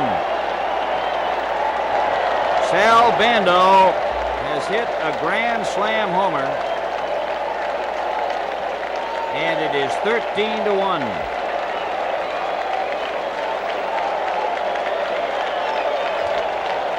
And the fans here at Fenway give him a big round of applause.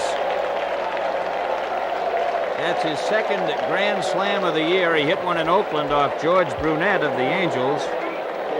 So the fans who have wanted to have something to cheer about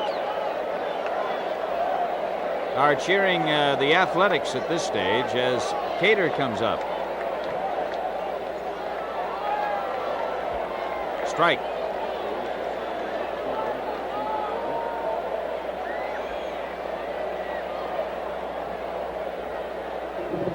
Five of the runs in this inning are charged to Landis, who left the bases loaded.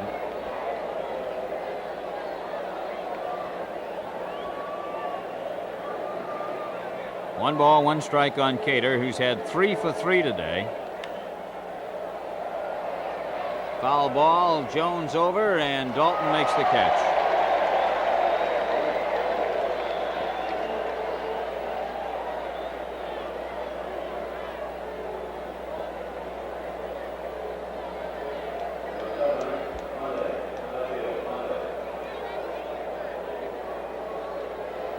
Rick Monday is at the plate now, the 9th man to bat in this inning. He has grounded out, homered, reached on a fielder's choice, and struck out.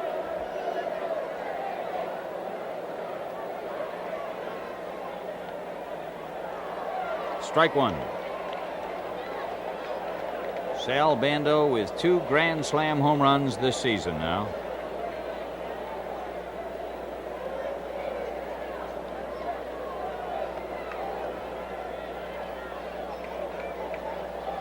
One and one.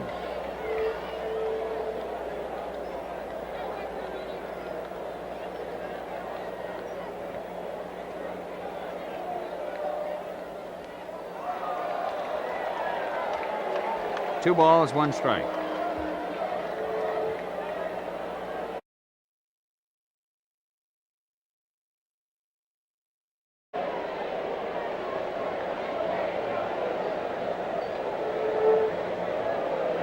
The Red Sox have used 11 pitchers in this series.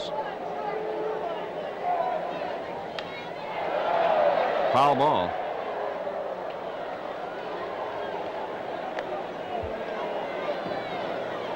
Two balls, two strikes.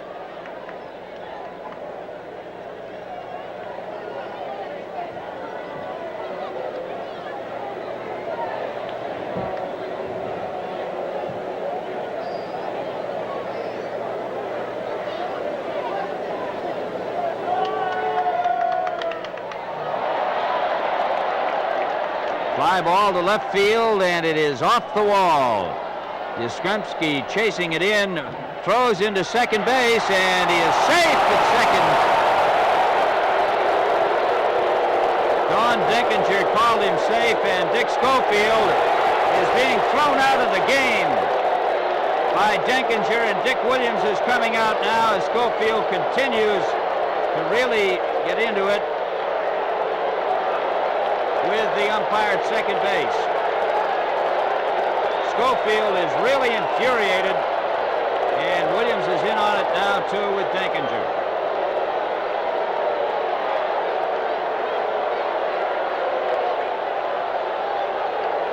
Rick Monday is back at second base. He had made the turn. And now Williams is at it too. And he's getting the heave-ho. Williams is being ejected from the ball game as well as Schofield.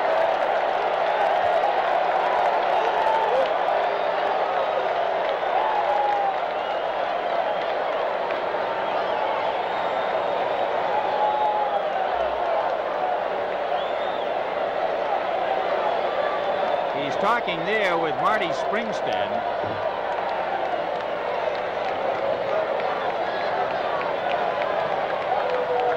And now he's going over to talk to John Flaherty, who is the veteran umpire in this crew, the umpire at third base.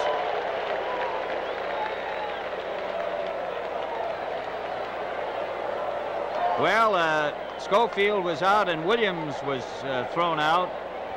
And O'Brien is going in to play second.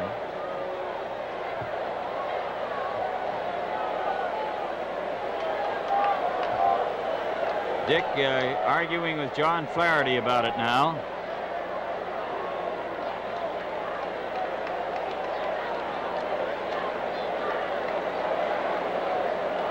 Dick continues to go at it. And now he's on his way out. He may have a parting word for Springstead. Here it is again. The ball going out to left field. And Yastrzemski decoying again. Had to chase this ball in. Now Monday had taken a big turn at second base. Here is the throw. And Schofield putting the tag on Monday. And I think you can see why Williams and Schofield were as incensed as they are. Sid O'Brien is now at second base. And Green is Monday on second base with a double. And a couple of towels come out of the Boston dugout. That's Don Fitzpatrick, the equipment manager, picking them up, as Dick must have thrown them out going up the runway.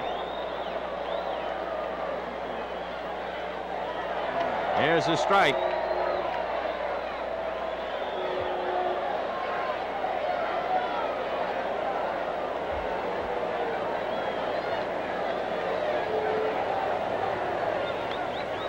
Foul back. Strike two.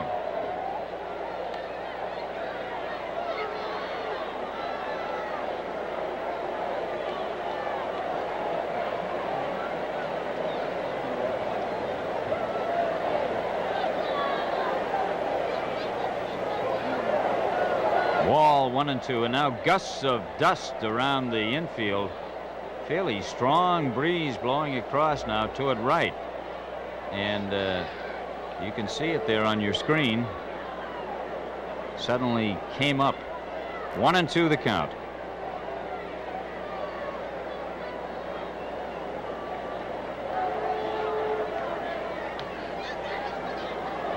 Two and two. The Athletics with 15 base hits in this ball game.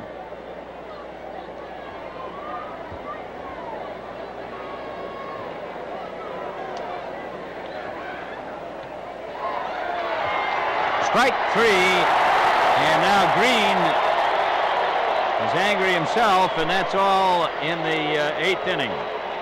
So they came up with 6 runs. 6 hits, no errors, 1 left. Go into the last half of the 8th inning. 13-1 Oakland. There's Kubiak. Joe LaHood is up. He lined out to the second baseman Green in the 5th inning. Green to Cater. LaHood is retired. 1 away.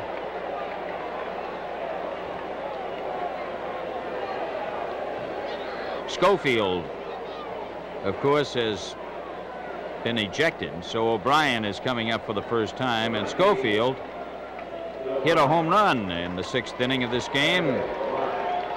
He was robbed of a hit in the third by Green and was called out on strikes his first time, so O'Brien's up for the first time.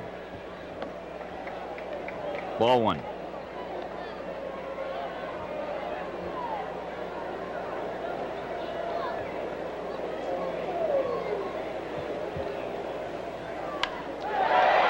Line drive, and Monday goes over to get it.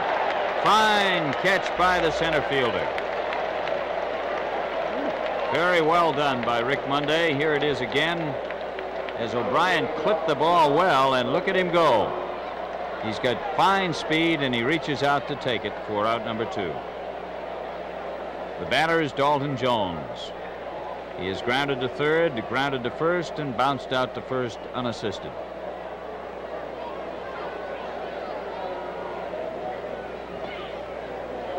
Ball 1.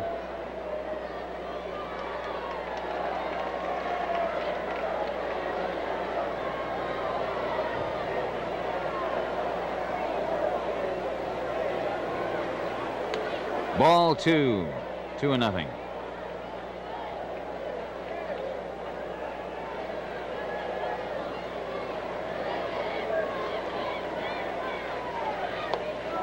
Ball 3.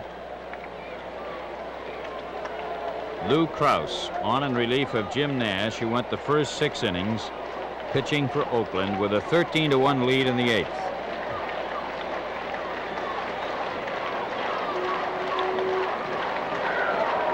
Three and 1.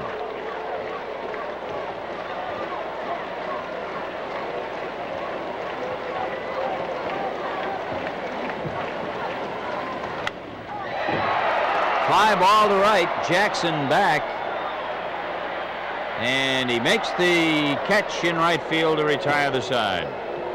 No runs, no hits, and nobody left on. At the end of 8, the score, Oakland 13 and Boston 1.